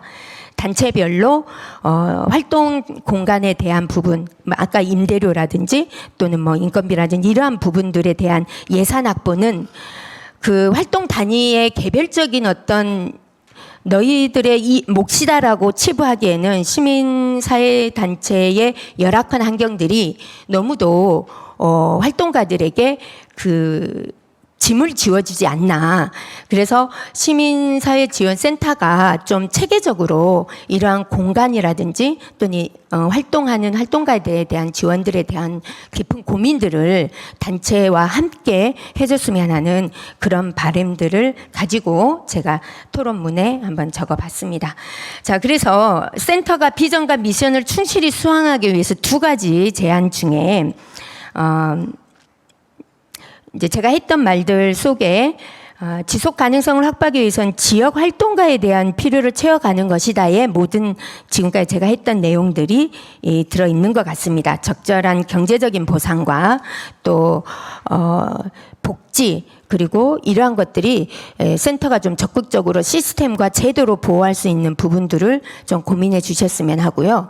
그리고 사회적으로 이제 인정 또한 시민단체를 신뢰하지 않는 이유와 연결되어 있다고 생각을 합니다. 그래서 이러한 정책 제안이나 조사 연구, 조례 제정 등을 통해서 활동가들에 대한 어떤 인정 또 인증 또는 활동가들에 대한 이런 시스템들로 법적으로 좀 지원을 하고 또 제도적으로 뒷받침을 해주면 좋겠다라는 이런 생각들을 해봅니다.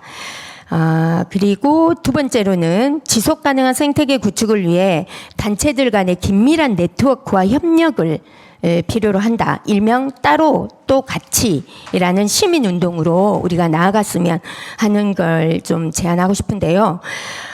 각자의 역할의 다름으로 인해서 니일 내일로 나누다 보니 똑같은 고민과 똑같은 어려움 속에서 똑같은 활동가들의 고충이 가중되고 그러면서 시민사회단체가 붕괴되어 가는 그런 과정들을 보면서 좀 서로 공유할 건 공유하고 협력할 건 협력하고 뭉쳐야 될 땐 뭉치고 또 각자 도생해야 될 때는 각자 도생하는 이러한 시민운동으로 좀 나아갔으면 하는 그런 내용입니다.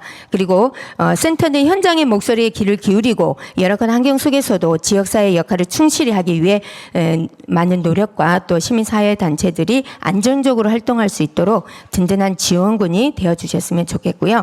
마지막으로 시민사회의 성숙한 모델을 창출하고 생명력 있는 지역조직 연계와 활동가들의 안정적 조직, 활동의 기반을 마련할 수 있도록 앞으로 시민사회 지원센터에 대한 거는 기대와 또 거기에 따른 활동들에 대한 기대 가지고 또 그러한 제안들을 해봅니다. 이상입니다. 네, 고맙습니다. 박미자 운영위원장님 수고 많으셨습니다. 네, 아무튼 그 센터가 풀뿌리 시민단체를 발굴하고 또 지원하며 또 시민들과 밀접한 관계 형성하는 것 때문에 매우 중요하다는 말씀을 해주셨고, 또 처우와 복지 특별히 신경 써야 된다는 것, 단체들 간의 긴밀한 네트워크와 협력 이런 것 매우 중요하다 하는 말씀들을 중심으로 또 강조해 주셨습니다. 다음 세 번째 김병환 교수님께서 또 멋진 토론 해주시겠습니다. 예. 4시 21분인데 30분 안에 30분까지 안에는 마치도록 해보겠습니다. 제 발제 토론 자료는 67쪽에 있습니다. 제 토론문의 주제를 광주 시민사회 지원센터의 역할 재정립 방향 이런 식으로 한번 나름대로 잡아봤고요. 앞에서 우리 두 분 토론자께서는 주로 이제 시민사회 단체 활동의 그런 실질적인 경험을 토대로 많이 말씀을 해주셨다면은. 저는 이제 어떻게 보면은 약간은 이제 좀 한 발짝 물러선 입장이라 할까요? 속칭 전문가일지는 모르겠습니다만은 대학에서 가르치면서 또 일정 부분은 시민사회하고 같이 교감하고 또 행정에 이렇게 또 자문하고 이런 역할을 하면서 느낀 소회들 중심으로 한 4가지의 질문을 던지는 형식으로 토론해 볼까 합니다. 두 분의 발제문의 내용이 우리 정성기 발표자의 내용은 이제 실제로 조사 결과를 잘 정리해 주셨고, 또 우리 이기훈 발표자께서는 이제 이 센터를 맡으시면서 또 앞으로 이걸 어떻게 끌어갈 것인지 잘 정리해 주셨는데요. 제가 이제 여기서 첫 번째 한번 질문을 우리가 한번 같이 공유해 보고 싶은 것은, 우리 시민사회에 우리는 많이 익숙해 있는데 과연 이 시민사회라는 그 개념의 배경, 본질 이런 것에 대해서 우리 시민사회 활동가는 물론 또 행정이나 또는 우리 광주 시민 이들이 우리의 소위 공동체 구성원들 간에 이런 인식의 공유가 좀 되고 있는가? 다시 말씀드리고자 하는 것은, 어떻게 보면은 시민사회에 대한 인식에 대한 상당히 격차가 좀 크지 않을까, 이런 걸 제가 좀 질문으로 던져보는 것입니다. 시민사회에서 실제로 활동하신 분들은 어떻게 보면은 굉장히 이에 대한 철저한 그런 인식 속에서 활동을 하시지만은, 일반 시민들이나 또 우리 행정에서 일하고 계신 분들은 이에 대해서는 조금 더 또 관점이나 관심이 다를 수가 있다는 것입니다. 거기 제가 그림을 하나 그려놨는데, 잘 아시다시피 시민사회의 역사가 상당히 오래됐죠. 소위 3대 섹터 모델을 많이 이야기하는데, 어떻게 보면 근원은 시민사회가 이렇게 존재하고 그 정당성이 확보하게 된 근원은 견제와 균형의 관계에서 출발한다, 이렇게 보는 것입니다. 그런데 지금 오늘 우리의 주제는 이제 광주 시민사회 지원센터라고 이렇게 되어 있습니다. 이제 시민사회 지원센터라는 개념은 어떻게 보면은 이런 이제 견제와 균형의 관계에서 많은 또 체질의 어떤 변화 또는 어떻게 보면은 관점의 변화를 전제로 하는 것이다. 다시 말해서 이 시민사회 지원센터의 그 본질이 거버넌스형으로, 즉 협력과 보완의 관계로 전환하는 과정으로 이게 이제 연결된다는 것입니다. 거기 오른쪽 그림의 화살표에 거버넌스라는 그 글자가 편집 과정에서 빠졌는데, 협력과 보완의 관계로 지금 우리가 조금 더 다른 관점으로 전환되는 과정에서 여기서 이제 시민사회에 대한 광주 시민의 생각, 또 우리 광주시 행정의 생각이 우리 시민사회 단체들의 생각과 조금 괴리가 있을 수 있다는 것입니다. 이런 부분들을 이제 우리 시민사회지원센터가 이런 인식의 공감대를 어떻게 형성해 갈 것이냐, 이런 게 상당히 중요한 센터의 또 역할이 좀 있지 않을까, 이런 생각을 하나 해봤고요. 그 다음에 이제 두 번째로서는 68쪽이 있습니다만은, 지금 우리가 이제 시민사회 활성화라는 게 또 하나의 우리의 이제 과제인데, 이 활성화의 과제로 이제 등장한 것이 제도화라는 말이죠. 제도화를 이제 조금 더 좁히면 이제 조례로 제정이 된 것인데, 이 제도화라는 게 또는 어떤 조직, 어떤 그 제도의 형성이라는 게 약간의 양면성이 있다는 것입니다. 이걸 저는 이제 또 제도화의 한계나 역설 뭐 이렇게도 표현할 수 있는데, 이런 것이죠. 제도화가 굉장히 중요한, 기본적으로 필요한 조건이 될 수는 있습니다. 중요한 하나의 필요 조건이 될 수는 있죠.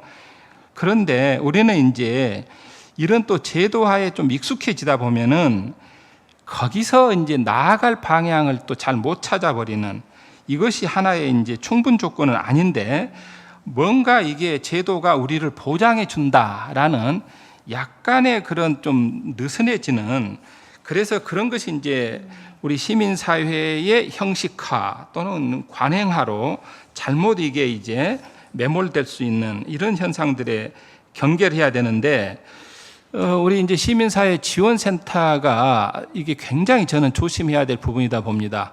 즉, 지원센터가 제도적으로 보장되어 있다 해서 이게 광주 시민사회 전체를 활성화시키는데 얼마나 역할을 할 수 있을 것인지는 또 다른 이야기가 될 수 있는데, 거기서 이제 중요한 게 이 시민사회 각각의 그 NGO들의 자율성, 자립성, 창의성, 이런 것들을 이제 계속 이제 이끌어낼 수 있는 일종의 그 하나의 그 인큐베이팅 역할을 잘 해줘야 되는데, 제가 좀 그 여기서 이제 안 써놨습니다만은, 제가 대학에서 시민사회와 NGO라는 과목을 한 20여 년 가르치고 있는데 독특한 현상을 제가 좀 발견하고 있습니다.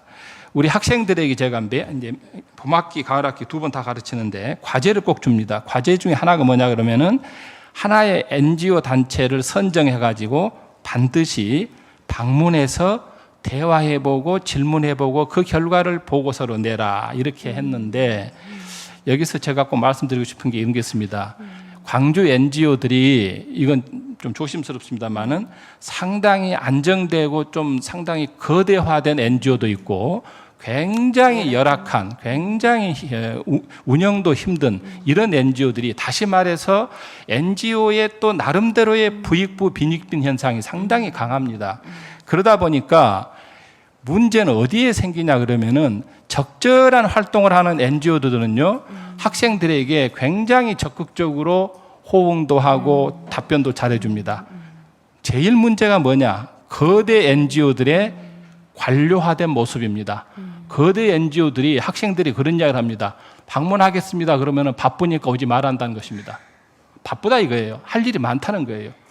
저는 우리 대학생들이 그 잠재적인 후원 고객이 될 수 있어서 일부러 보내는데, NGO들은 우리 바쁘니까 너희들 오지 마라. 이게 거대 NGO들이 다 그런다는 건 아닙니다. 제가 굉장히 충격을 받았어요. 그래서 그 모 NGO는 제가 학생들에게 저부터 그러면 거기는 가지 마세요, 제가 그랬어요. 학생들이 상처를 받으니까 가지 마세요. 또 이제 열악한 NGO들은 어떠냐? 너무 이제 여건이 열악하니까 와서 보여줄 게 민망하다는 것입니다. 그래서 이제 이런 부분들이 우리 이제 시민사회 지원센터가 이 소위 약간의 그런 이제 그 불균형의 문제들을 어떻게 풀어낼 것인지, 이런 걸 제가 좀 말씀드리고자 하는 것이고요. 조금 빠르게 해야 되겠네요. 그다음에 세 번째, 이것은 제가 이제 우리 NGO의 시민사회 지원센터의 성과, 한계, 이걸 다 공감은 하는데, 역시 마찬가지로 이게 시민의 입장에서 이 성과나 한계를 어떻게 인식할까, 이게 조금 더 우리가 좀 깊이 있게 새겨봐야 될 대목이다, 이렇게 생각이 좀 되는 게 있고, 활동가들에 관련돼서 아까 이제 이게 사실 뭐가 우선인지 모르겠습니다만은, 활동가를 어떻게 해서 계속 우리 이제 이 지원센터가 교육시키고 이들을 또 이제 충원시키고 하는데 역할을 해줄 것이냐. 저는 그것이 이제 상당히 중요하다 이렇게 생각을 합니다. 마지막으로 한 가지 제가 이제 말씀드리고 싶은 것은 그럼 이제 우리 시민사회 지원센터의 역할 재정립은 어떻게 할 것인가 이거에 대해서 앞에서 거기 이제 키워드를 조사를 해주셨는데 이 키워드는 굉장히 중요하다 봅니다. 우리 정성기 발제자께서 연대, 소통, 협력, 참여, 자립 이 키워드가 우리 이제 지원센터에서 계속 고민해야 될 중요한 역할의 방향성을 제시해야 된다는 그런 키워드로 저는 생각을 하고 있고, 그 다음에 이제 사실 이 마지막으로 하나만 이제 제가 시간이 이제 다 됐기 때문에 아까 이제 우리 민관 협치 이 관련돼서 장기적으로는 우리 시민사회지원센터가 그 민관 협력의 중간자 역할, 저는 이제 지원이라는 표현보다는 매개 조직이죠. 중개 조직. 그런 이제 중간자 역할을 잘하는 그런 하나의 뭐 사무국의 기능도 장기적으로는 좀 상당히 필요한 기능이 아닐까. 시간이 돼서 여기서 제가 마치겠습니다. 고맙습니다. 김영규 교수님 죄송합니다. 사실은 뭐 교수님한테 이 멋진 주제 발제를 맡기셔서 전혀 손색이 없고 정말 그렇게 다뤄주실 분인데 저희가 이제 토론자로 이렇게 또 모셔서 더 좋은 말씀 또 들을 수 있는 시간이 됐던 것 같습니다. 아무튼 교수님께서 이미 다 말씀을 하셨고 저는 이제 키워드로 그 연대, 소통, 협력, 참여, 자립 5대 키워드를 핵심 가치로 반영하는 문제에 대해서는 좀 적극적으로 고민이 필요하지 않겠냐 하는 것을 덧붙여 봅니다. 네, 마지막으로 오늘 이제 주제 발제와 또 패널 분들 말씀을 해주셨는데 시에서는 이제 이 문제와 관련해서 이제 마무리 한번 정리 말씀을 듣도록 하겠습니다. 손명희 우리 시민소통과장님 모시고 마지막 패널 토론 듣도록 하겠습니다. 여러분 큰 박수로 환영해 주십시오. 네. 반갑습니다. 시민소통과장 손명희입니다. 제가 워낙 짧게 준비를 했기 때문에 우리 교수님께서 길게 하셨어도 되는데 좀 안타깝습니다. 좋은 말씀 더 들어도 되는데요. 지금 이제 현재 시민사회 지원센터는 지금 출발점에 서 있습니다. 이제 그동안은 이제 NGO 그 지원센터에서는 그 NGO 중심의 단체 지원 활동들이 있었는데요. 앞으로 이 사업에 대한 재점검들도 필요하지만 이제 새로 그 확대된 그 시민사회 활성화나 공익활동 증진을 위한 좀 새로운 역할들을 어떻게 할 것인지 이거를 정립해가는 것도 상당히 중요하다고 생각합니다. 지금 저 같은 경우는 행정의 입장인데요. 아까 이기훈 센터장님께서 멋진 동반자라고 말씀을 해주셨는데 이 멋진 동반자로서 그 행정의 역할들을 앞으로 그 다해 나가도록 하겠습니다. 이기훈 센터장님께서 50페이지에서 51페이지 앞으로 시민지원센터의 비전이라든가 사업에 대해서 좀 제안을 해주셨어요. 그래서 오늘 여기에 오신 분들이 이 부분에 대해서 좀 토론을 하면서 좀 좋은 제안들도 해주시고 또 이렇게 그 여러 가지 컨설팅도 해주시면 저희들도 행정으로서 좀 경청하도록 하겠습니다. 이상입니다. 네, 감사합니다. 네, 뭐 결국은 행정에서는 오늘 주신 여러 좋은 고견들을 주시면 행정에서는 적극 반영했다 하는 말씀을 한 것 같습니다. 아마 이런 이야기가 나온 것도 행정자치위원장의 역할이었지 않냐 하는 생각 하는데 전혀 그렇게 생각하지 않는 분도 많다는 말씀 드리겠습니다. 자, 두 분의 발제와 그리고 네 분의 패널 분들을 토론을 들었습니다. 가장 중요한 것은 오늘 여기에 참여하신 이제 플로우에 참여하신 여러분들이죠. 여러분들의 말씀을 함께 듣고 또 토론하는 시간을 또 갖도록 하겠습니다. 뭐 질문도 좋고요. 또 의견을 제시해 주셔서 좋고 동의한다는 말씀도 좋고 뭐 이렇게 편하게 말씀을 해주시면 뭐 주최 측에서 아마 받아서 내용에 담아내지 않을까 그렇게 생각합니다. 누가 먼저 좀 말씀을 좀 물꼬를 터주시겠습니까? 예, 박상학 교수님께서 말씀. 네, 우리 발표해 주신 두 분하고 토론해 주신 분들 말씀 잘 들었고요. 감사드리고요. 저도 지금 NGO 센터에 이제 운영위원장을 하고 있어서 이게 이제 NGO 단체들 우리 교수님께서도 거대 NGO나 이렇게 빈익빈 부익부 이야기도 하셨습니다만 요구하는 것은 많고 이게 그 지원 시민단체마다 성격이나 내용이 다 다르기 때문에 여기에 눈높이에 어떻게 맞추는가라고 하는 것은 굉장히 어려운 문제이기도 하고 또 NGO 센터가 그거를 다 수용을 해서 하기도 아마 한계가 있다 이렇게 저는 생각을 하는데요. 이제 어찌 됐든 이제 일을 해야 되고 센터가 어떤 그 과업의 내용을 만들어서 일을 하기 때문에 이제 그런 내용을 중심으로 한번 제가 고민했던 내용을 한번 제안도 해보고 아까 설문조사나 인식조사하고 수요조사에서도 그런 내용을 보면은 실제로 NGO 센터의 역할 중에 활동가들의 처우 개선을 좀 해야 된다 이런 의견이 굉장히 또 많았고 예산 지원 같은 거 해달라 또 그 다음에 보면은 앞으로 저 NGO 센터가 그동안에 뭐 비전이나 목표 수립이 좀 미흡했다랄지 이런 지적들이 지금 FGI나 수요조사에 나온 결과를 보면 이제 그동안에 NGO 센터에서 고민했던 내용들과 크게 다르지는 않은 것 같아요. 그동안에 고민했던 내용들이 들어있기는 한데 이제 이런 것들을 수용을 해서 어떻게 하면 이런 문제를 해결해 줄 수 있는 방법을 찾느냐라고 하는 것이 중요할 텐데요. 지금 우리 센터장님이 50페이지, 1페이지인가요?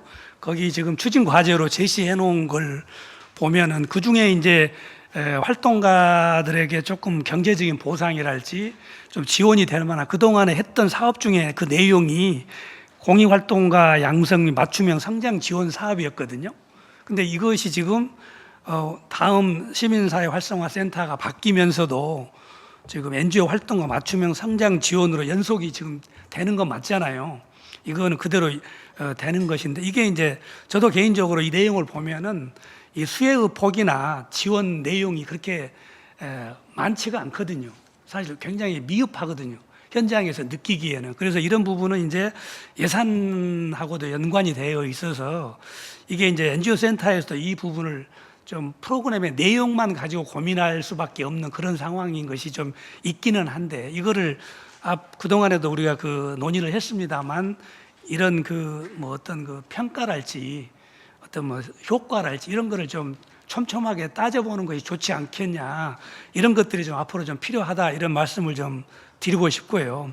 이제 덧붙여서 이 부분에 있어서 지금 현장에 있는 활동가들이 굉장히 처우가 열악하기 때문에 그걸 도와주려고 하는 그런 중간 지원 역할을 하려면은 지금 아까 그 51페이지에도 보면은 비영리 공익활동 지원사 컨설팅 같은 경우 이런 내용들이 현장하고 직접 도움이 될 만한 것은 뭐 그렇게 많이 되지는 않겠다라고 하는 생각은 드는데 실제로 저는 이제 현장의 그 사람들하고 NGO 센터만의 사업이 되어서는 안 된다. 아까 현장에 있는 사람에게 도움이 가고 그분들의 활동가들한테 이익이 되고 뭔가 자기들이 활동하고 있는 사업하고 연결이 되어야 NGO 센터의 역할이 좀 충만해질 건데 이게 지금 어떤 지원하는 방식이 조금 그런 부분에 좀 고민을 좀 할 필요가 있지 않겠냐. 이제 그렇다면은 거기 중에 이제 저는 이제 그렇다고 해서 또 이게 직접 지원을 하기는 어려운 상황이 한계가 있기 때문에 그 NGO 센터 같은 경우는 현장에 있는 시민단체들한테 아까 컨설팅도 물론 좋은 이야기입니다. 근데 이제 어떻게 보면은 그 기관들이 자립할 수 있는 그런 어떤 뭐 비영리 스타트업이랄지 다양한 뭐 공모 사업이랄지 이런 것들을 정보를 알려주고 교육시켜주고 이런 것을 좀 NGO 센터가 역할을 해야 될 일이 아닌가 이런 생각이 하나가 들고요. 또 하나는 아까 우리 김우경 대표님이 그런 말씀하셨더라고요. 시민사회 활성화 기금 같은 거 이런 거는 굉장히 중요한 내용인데 NGO 센터 자체적으로만 이 사업을 할 수는 없습니다. 광주 시민사회 전체가 동시에 같이 해야 될 아까 연대 사업으로 해야지 NGO 센터의 사업으로 하기에는 한계가 있다. 그래서 이런 경우는 NGO 센터가 사무국이나 이런 역할을 할 수 있는 주도적인 기능은 할 수 있지만 이런 기금이나 유산기부 이런 거는 전 시민사한테 공동으로 연대해서 해야 될 사업이 아닌가. 그래서 이런 것도 저는 고민을 좀 앞으로 해볼 필요가 있겠다 이런 생각을 해봅니다. 예. 그래서 하여튼 지금 여러 가지 사업들을 제안을 해 주셨는데 이런 부분들이 현장에 조금 안착이 되고 효과가 좀 될 수 있는 방법으로 좀 더 좀 디테일하게 좀 내용을 따듬었으면 좋겠다. 이런 제안을 좀 드리고 싶습니다. 예. 이상 마치겠습니다. 네, 고맙습니다. 제가 따로 뭐 요약 말씀 안 드려도 다 아실 것 같고요. 네, 서정훈 전 센터장. 오늘 여기 뜻깊은 토론회를 의해서 갖게 되어서 상당히 저도 기분이 좋고요. 또 규모가 이렇게 크게 오랫동안 준비해 왔던 것도 매우 좋다고 생각합니다. 지금 시민사회 지원센터라고 이름을 바꿔가지고 과거 NGO 센터의 지위에서 새로운 이상을 가지고 이제 새로운 변화를 모색하기 위해서 이런 토론회를 개최한다고 생각하고 있는데요. 그래서 새로운 시민사회 지원센터가 역할 찾기입니다, 사실은. 그것의 핵심은 어디까지의 그 범위로 시민사회 지원센터의 역할을 한정할 것이냐. 이게 지금 핵심 아니겠습니까? 그 전에 달라진 것은 그것이니까요. 과거에 NGO만의 그 지원 체계였다 한다면 지금은 그 범위가 시민사회의 전 범위로 넓혀졌기 때문에 달라졌지 않습니까? 그래서 오늘 합의를 좀 해야 할 부분은 컨설팅이라는 것은 좀 격에 좀 맞지 않고요. 합의를 여기서 적어도 하고 넘어가야 할 것은 시민사회 지원센터의 지원의 범위는 기존의 NGO뿐만 아니라 마을 공동체라든가 또 사회적 경제 영역, 그 다음에 또 뭐 자원봉사나 사회공헌, 지역 협치 이런 범위까지 확대되어서 이제 역할을 해야 되는 걸로 이 합의가 돼야 한다고 생각합니다. 그런 점에서 볼 때 새로운 변화나 새로운 시도가 있어야 할 텐데 새로운 방법 찾기일 겁니다. 그런데 아까 먼저 실태조사에서 그것에 대한 포커스가 좀 맞았느냐 하는 것을 본다면 주로 조직 그 활동의 실태만을 파악한 것이 한계였다는 생각이 드는데요.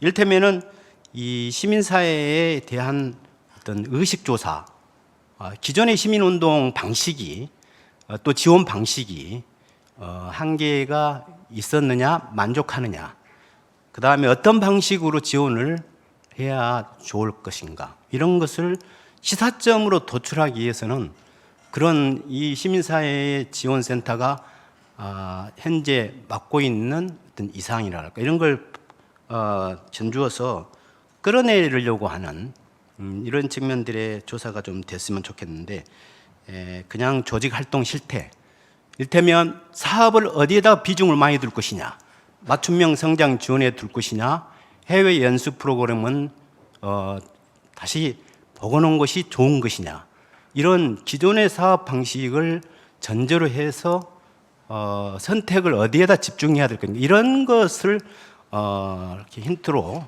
시사점으로 얻는 것은 한계가 있다고 생각합니다. 그래서 결과가 지금 현재 활동가들의 최고 개선이 매우 이상합니다. 그럼 결과는 뻔한 거 아닙니까? 재정 지원이 확대돼야 한다. 재정의 충원 방식을 모색해야 된다. 이 시사점의 코멘트는 한 줄밖에 안 돼요, 결국은. 그래서 이런 것을 좀 과거의 것들이 많이 답습되어 있기 때문에 놔두고 새로운 역할 찾기, 새로운 방식의 전환, 이를테면 기존의 운동 조직의 방식이 옳았느냐 하는 것은 조직에 있어서는 가령 아까 김병환 교수도 말씀하셨다시피 멤버드 단체라고 하는 단체들이 어떤 매너리즘에 빠져 있다. 그 단체 민주적인 어떤 회의 운영이랄까, 또 회원 중심의 운영이 제대로 되고 있는가, 뭐 이런 것도 조사 대상이고, 그렇다면 군소 단위의 조직, 공동체들의 다수 어떤 그 출현, 다양한 시민 조직의 확산, 이것들이 만약에 뽑아져 온다 한다면 시민사회 지원센터는 방향을 그렇게 잡아야 할 것입니다. 기존의 단체들을 지원하고 기존에 어려움이 있는 활동가들을 더 확대해서 지원하는 이것에만 한정된 게 아니라 새로운 활로를 찾고 새로운 대상을 찾아내는 이런 방법으로 지원을 하게 될 것이고, 그래서 예산을 시한테 더 크게 달라고 확대해야 할 명분이 생길 것이고, 그런 점들을 볼 때 이제 그 시사점 도출을 하기 위한 사전에 설문 내진 조사가 조직의 현실과 어떤 욕구 조사라든가 인식도 조사, 또 방식의 전환 이런 것들로 유도해 나가는 이런 설문이 되었으면 좋지 않겠나 생각이 들고요. 오늘 여기서 그 합의를 해야 할 것은 아까 말씀드렸던 것처럼 지원센터가 이제는 과거 NGO 센터와는 다른 범위 내에서 확대를 해 나가야 되는 사업을 책임지게 돼 있고, 그런 점에서 보면은 네트워크, 인큐베이팅 이게 핵심이 아닐까. 그건 보이지도 않는 사업인데요. 사실 예산에도 없는 일인데 센터가 가장 중심적으로 가져 나가야 할 것이 이제 역량 강화뿐만 아니라 지역 시민사회를 넓은 범위에서 네트워크 시키고 또 각각 성격이 다른 조직들을 인큐베이팅 해나가는 그런 데에 그 좀 제 역할을 한다면, 행정은 뭐라고 하더라도 그런 점에 대해서는 지원을 하고 믿어줘야 되고 또 그것에 대한 예산도 반영을 해줘야 되고 이런 연관관계가 있다고 생각됩니다. 네, 이상입니다. 네, 감사합니다. 그 몇 분만 더 말씀 듣고 알겠습니다. 진행 관련해서요. 네. 지금 이 플로우에서 말씀 주신 내용들은 두 분 발제하신 분들이 정리 말씀할 때 좀 섞어가지고 말씀을 좀 해주시면 좋겠고요. 그렇게 마무리 결론을 그렇게 시키도록 하겠습니다. 네, 김전성 우리. 얘기를 듣다 보니까 제가 심각한 의문이 좀 들었어요. 근데 왜 시민사회에서 공익활동을 해야 하죠? 시민사회는 우리 김명환 교수 말처럼 감시와 견제를 해야 되는데 갑자기 공익활동이 나왔어요. 시민사회 지원센터는 공익활동을 해야 된다라고 하는 건 이해가 돼요. 그럼 공익활동 지원센터로 가면 돼요. 근데 왜 시민사회 지원센터가 되는 거죠? 갑자기 의문이 생긴 거예요, 제가. 자, 민간과 공공으로 나눌 수 있습니다. 대표적으로. 민간은 뭐냐? 기업과 시민사회가 있습니다. 시민사회는 일단 시민입니다. 시민들. 많이 존재하는데 그거를 단체가 대변을 했던 거죠, 그동안. 그래서 NGO였어요. NGO 활동으로 오거나이제이션을 만들어서 감시와 견제를 했던 거죠. 근데 이제 감시와 견제가 됐던 활동들에서 좀 더 발전해가지고 그래도 우리가 사회 서비스를 하자. 이게 이제 사회 서비스론이에요. 그래서 감시와 견제 플러스 사회 서비스 단체가 된 거죠. 그러면서 이제 사회 서비스 하다 보니까 이제 복지단체가 어떤 관계가 있냐. 사회복지는 정부 민간 영역, 정부가 하던 거를 민간이 대행했던 거죠. 대부분. 사실은 우리는 사회복지 역사가 그렇습니다. 정부 해야 할 일을 민간이 대행했던 거죠. 자, 그럼 시민사회도 보면 정부 했던 일을 대행하는 것이 맞냐 안 맞느냐 논쟁이 있었어요.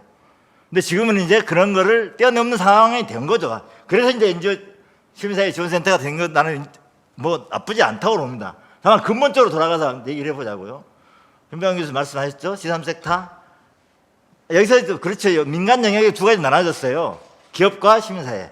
시민사회는 뭐냐? 아까 다시 말씀드리면 단체로 대변되는 거였어요. 그래서 그동안에 NGO 지원센터를 했던 건데 지금 이제 시대가 좀 바뀌어가지고 시민사회 지원센터를 시민사회 전체를 지원하는 것으로 된 겁니다. 그럼 시가 왜 시민단체 전체를 지원해야 되는 거죠? 우리는 시는 계속 견제와 감시를 하는 역할을 중심으로 해왔는데 왜 시가 우리를 도와주는 거죠? 그런 의문이 발생한 겁니다, 제가. 이거는 제가 답을 갖고 있는 건 아닙니다만, 자, 문제는 여기서 이제 우리한테 갈등이 생겼다고 생각합니다. 그래서 시장님이 오셔가지고, 그 다음에 여기 있는 내용처럼, 아니, 시민사회가 시민단체, NGO가 시민을 다 대변한 건 아니지 않소? 시민단체는 완전히 광주로 망해물로 집단이요? 이렇게까지 나오는 이제 상황이 됐습니다. 그래서 이제 시민들로부터 지지 못 받는 상황이 발생한 거죠. 시민사회 NGO에 대한 기본적인 인식 자체가 틀려있기 때문에, 인식 자체가 다르기 때문에 나타나는 현상이라고 저는 보는 겁니다. 우리는 당연히 잘못된 것에 대해서 비판하고 감시하는 역할을 단체를 만들어서 해왔던 겁니다. 근데 이제 지금 그런 기능을 대부분 이제 언론이 하고 의회가 하고 이러기 때문에 시민사회는 이제 사회 서비스라고 하는 새로운 영역들을 만들어내서 이제 그거 사회복지가 못하는 영역을 우리가 좀 하는 거죠. 이제 거기서 이제 등장한 게 지금 우리 이기훈 연타장님이 이제 제안한 것이 핵심이 이제 민주시민 교육이다. 저는 이렇게 봅니다. 사실 이 새 흐름이 이제 이렇게 가고 있다라고 하는 점에서 그래서 시민들이 잘 모르는 부분 또는 시민들이 이 민주주의에 대해서 사실은 정치적으로는 이 많은 의식을 갖고 있지만 실제로 정치적 영역에서 일어나는 많은 우리 사회에 영향을 미치는 부분에 대해서 제대로 좀 교육하고 함께하고. 근데 교육은 뭐냐? 조직의 전제죠. 출발은 우리 이제 대학에 계시는 분들 계십니다만 조직화의 전제라 교육이고 그걸 통해서 조직화가 되면 뿔뿔이 공동체도 마찬가지로 저는 생각합니다. 주민들을 이제 참여시켜가지고 교육을 하고 나서 야 우리 이런 교육을 통해서 우리 공동체를 만들어내자 실천으로 연결되는 거죠. 그래서 뿔뿔이 공동체가 맞는 의미가 있는데 저는 이제 그런 점에서 이 NGO 지원센터, 시민사회 지원센터 해야 할 역할에 관해서 이렇게 말씀드리고 싶습니다. 하나는 그러니까 시민사회 영역을 명확히 정하자는 겁니다. 대체로 우리 시민협에 참여한 단체가 한 24억에 몇십 6개인가 되는 걸로 알고 있습니다만은 거기에 또 이제 총연합도 있으니까 분야와 영역을 명확히 하고 시민사회 여기 NGO를 포함한 겁니다. NGO를 중심으로 하는 겁니다. 영역을 포함해서 그런 단체에 지원하고 그게 부족한 부분에 대한 시민사회 활동 영역을 보완해주는 역할. 그래서 단체 지원이 굉장히 중요한 역할을 해줘야 한다는 것을 말씀드리고 싶은 거고요. 두 번째는 거기서 이제 그 분야와 영역에 관련돼서 교육을 지원하는 겁니다. 그리고 이제 마지막으로는 이제 지역 영역. 그러니까 시가 있으면 구가 있고 동이 있습니다. 지금 뿔뿔이 단체입니다. 뿔뿔이 단체 지금 공동체에서 역할을 하고 있는데 그 영역에서 지역 영역, 구나 동 단위의 시민사회 활성화를 위한 노력을 해주셨으면 좋겠다. 이런 말씀 좀 드리고 싶습니다. 마지막으로 지금 이제 소위 말해서 공익활동 수당 얘기가 나오고 있습니다. 그 생각을 하면서 왜 시민사회 지원센터하고 공익활동 수당하고 어떤 관계지? 여기서 해야 되겠네? 이를테면 그런 생각이 들었습니다. 왜? 아까 사회 서비스 얘기를 제가 드렸지 않습니까? 그러니까 시민들이 사회 서비스 활동을 하는 것이 수당을 받는 역할로 갈 수 있는 것이 설계를 시민사회 지원센터에서 그런 거를 한 축에서는 해야 되는 게 아닌가? 공익활동 수당을 지급하고 지원하고 하는 문제에 대한 이 프로세스랄까요? 이런 것들을 여기서 해야 되는 게 아닌가? 이런 생각이 잠깐 들었습니다. 그건 이제 오늘 논의된 내용은 아닙니다만은 계속 들은 생각이 NGO 지원센터에서 시민사회 지원센터로 바뀌었는데 전부 공익활동인데 왜 이제 다시 근본적인 의문으로 왜 NGO가 공익활동을 해야 되느냐 하는 문제. 그거는 우리가 필요에 의해서 하는 것이지 시가 센터를 만들어가지고 하라는 것은 아닌데 않느냐. 근본적으로 그 문제에 대한 답을 다시 한번 우리 NGO 지원센터가 아니 시민사회 지원센터가 고민해 주시기를 부탁드리면서 이런 말씀도 드립니다. 이상입니다. 네, 고맙습니다. 한 분만 더 듣고 토론. 제가 할게요. 아 예, 박미연 선생님. 거리가 멀어서 답이 잘 안 보입니다. 예. 지금 설문조사하고 FJI 해서 특히나 활동가 FJI 했던 것을 보면 이제 중요 가치가 연대 소통 협력 참여 있으면서 시사 중점 사업에 중점 사업에 보면 아무래도 다들 단체나 활동가 확충의 어려움이나 이런 게 있기 때문에 시민사회 기부제, 공유 자산화 사업, 공익기금 매칭 이런 식으로 재정 확보를 위한 사업 이런 게 중점 사업이면 좋겠다. 여러 가지 중에 그런 내용들이 있는데요. 사실은 지금 시민사회 지원센터 오늘 정책 토론회를 준비하기 전에 이제 NGO 지원센터가 여러 달 동안에 이런 설문조사도 하고 나름대로 많이 고민을 해서 키워드도 마련하고 그 다음에 시사점들이 도출이 됐는데요. 저는 오늘 조금 아쉬운 게 시사점에 사실은 33쪽, 35쪽까지 보면 시민사회단체 성장과 안정적인 운영을 위한 지원 총 결과이죠. 시사점이. 두 번째는 30대 이하 청년층의 시민단체 활동 확산을 위한 방안 마련. 세 번째는 지역 시민사회단체 활성화를 위한 활동과 처우 개선 방안 마련. 이렇게 세 가지 시사점을 크게 잡았어요. 그렇다면 우리 이기훈 센터장님의 발제는 이 시사점을 중심으로 좀 구체적인 사업 계획을 제시해 줬으면 어떨까 하는 아쉬움이 좀 있습니다. 그런데 정작 오늘의 추진과제들을 보면 이런 시사점에 대한 대응도 물론 일부는 있지만 그 사실은 좀 약간 그 동떨어진 내용들이 좀 있어서 이러한 시사점에 대한 결과에 그 민간협치협의회 공동사무국은 어떤 의미가 있는 건지 예를 들자면, 그 다음에 그 비영리 공익활동 지원사업 컨설팅을 한다면 구체적으로 이 컨설팅에 의해서 전문가들을 어떻게 성장시키고 마련하고 할 것인지 이런 내용들이 지금 제시되지 않았고 이런 것 때문에 좀 아쉬움이 있고요. 그 다음에 지금 제가 이런 내용에 대해서 앞으로 좀 시민사회 지원센터가 고민을 좀 했으면 좋겠고, 오늘 제목을 시민사회 지원센터 활성화 방안이라고 한 것은 제가 늘 저도 이제 주장하는 내용이 시민단체가 하고 있는 일이 사실은 공익활동이다. 그리고 견제와 감시는 그러면 영리활동인가? 저는 이것도 똑같이 공익활동으로 봅니다. 그래서 그리고 견제와 감시 활동만이 시민단체 활동인 것은 아니고 다양한 그렇기 때문에 공익활동을 증진시키기 위한 것들이 증진시키기 위해 노력하는 주체가 사실은 시민사회가 많이 하고 있기 때문에 공익활동을 증진시키는 것이 결국은 시민사회가 활성화되는 거다. 이제 이렇게 보고 그래서 오늘 주제가 시민사회 지원센터 활성화 방안으로 마련된 게 아닌가 싶거든요.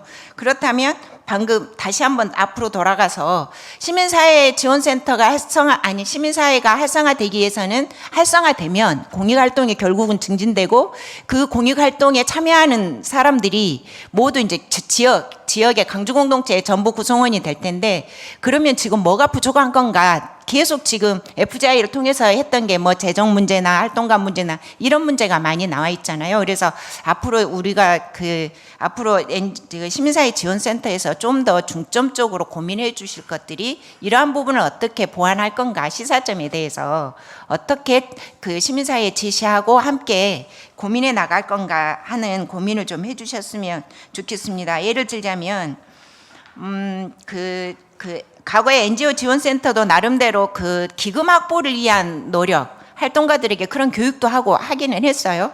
그러면 사실은 이런 게 중점 사업에 대해서 1년 내내 활동가들의 기금 확보를 하기 위한 어떤 전문성을 배양시킬 수 있는 노력. 그 다음에 지금 시민사회에는 회원단체를 중심으로 가고 있기 때문에 회원 배가 운동을 어떻게 하면 성과가 있을 것인가에 대해서 중점적으로 계속 1년 내내 그러한 노력, 벤치마킹도 하게 하고 그러한 활동들이 좀 구체적으로 제시를 해서 중점 사업 몇 개를 시민사회가 안정적으로 재정 자립하고 역량 강화를 하기 위해서 중점 사업 몇 개를 제대로 잡아서 그게 꾸준히 교육이 되고 그 다음에 심화가 되고 해서 현장에서 실질적으로 자기 단체에서 실현할 수 있는 그런 노력이 좀 됐으면 좋겠다 하는 바람을 갖고요. 그 다음에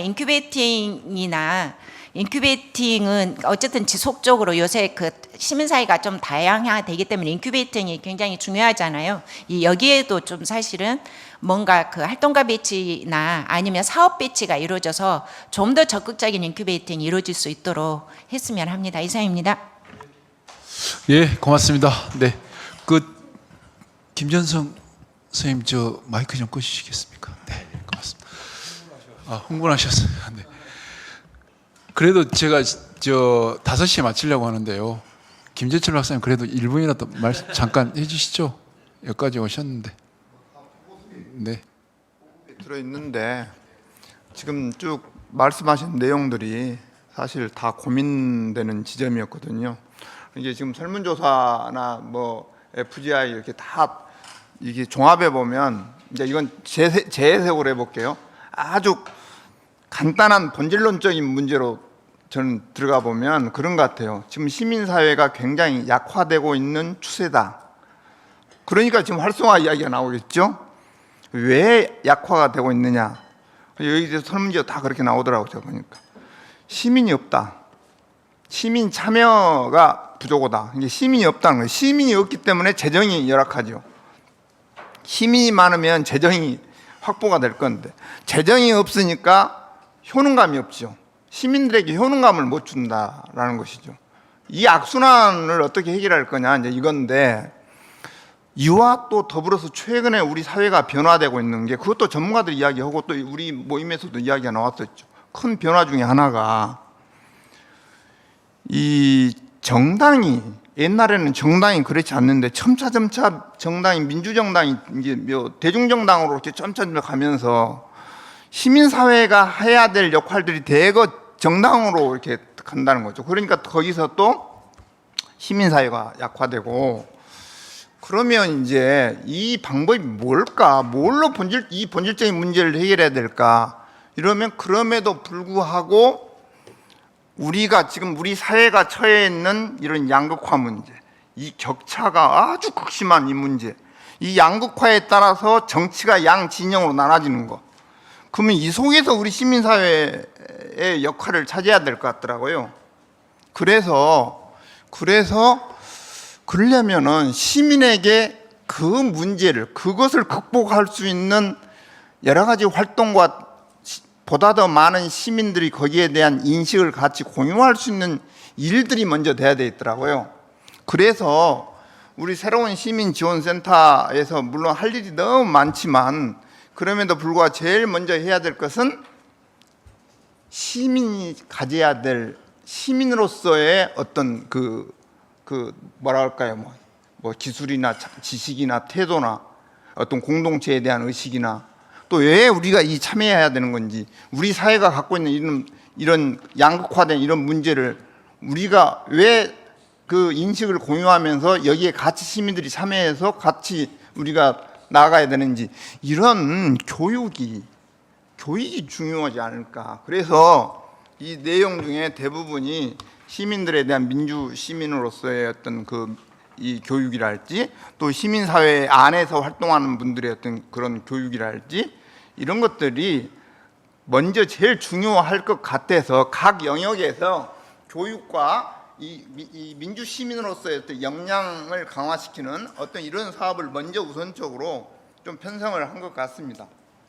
물론 네트워크도 들어있고 그러지만, 그러면서 이제 이걸 여기서부터 문제가 해결되어야 시민들이 많이 어떤 효능감을 느끼면서 우리가 이 시민사회에 많이 또 참여할 수 있는 그런 여건을 만드는 것이 중요하지 않을까. 뭐 저는 그렇게 좀 보고 있습니다. 이제 또 다른 일도 많이 해야 되겠죠. 지원센터가 이미 또 통합되어 가지고 기존의 NGO와 또 공익활동이라는 이 개념이 또 이렇게 묶어져 가지고 하다 보니까 또 공익활동 이야기도 해야 되고 뭐 지원도 해야 되고 뭐 그런 것 같은데, 먼저 민주시민교육, 이런 어떤 시민 역량교육, 이런 것들이 좀 더 폭넓게 많이 배치를 한 것 같습니다.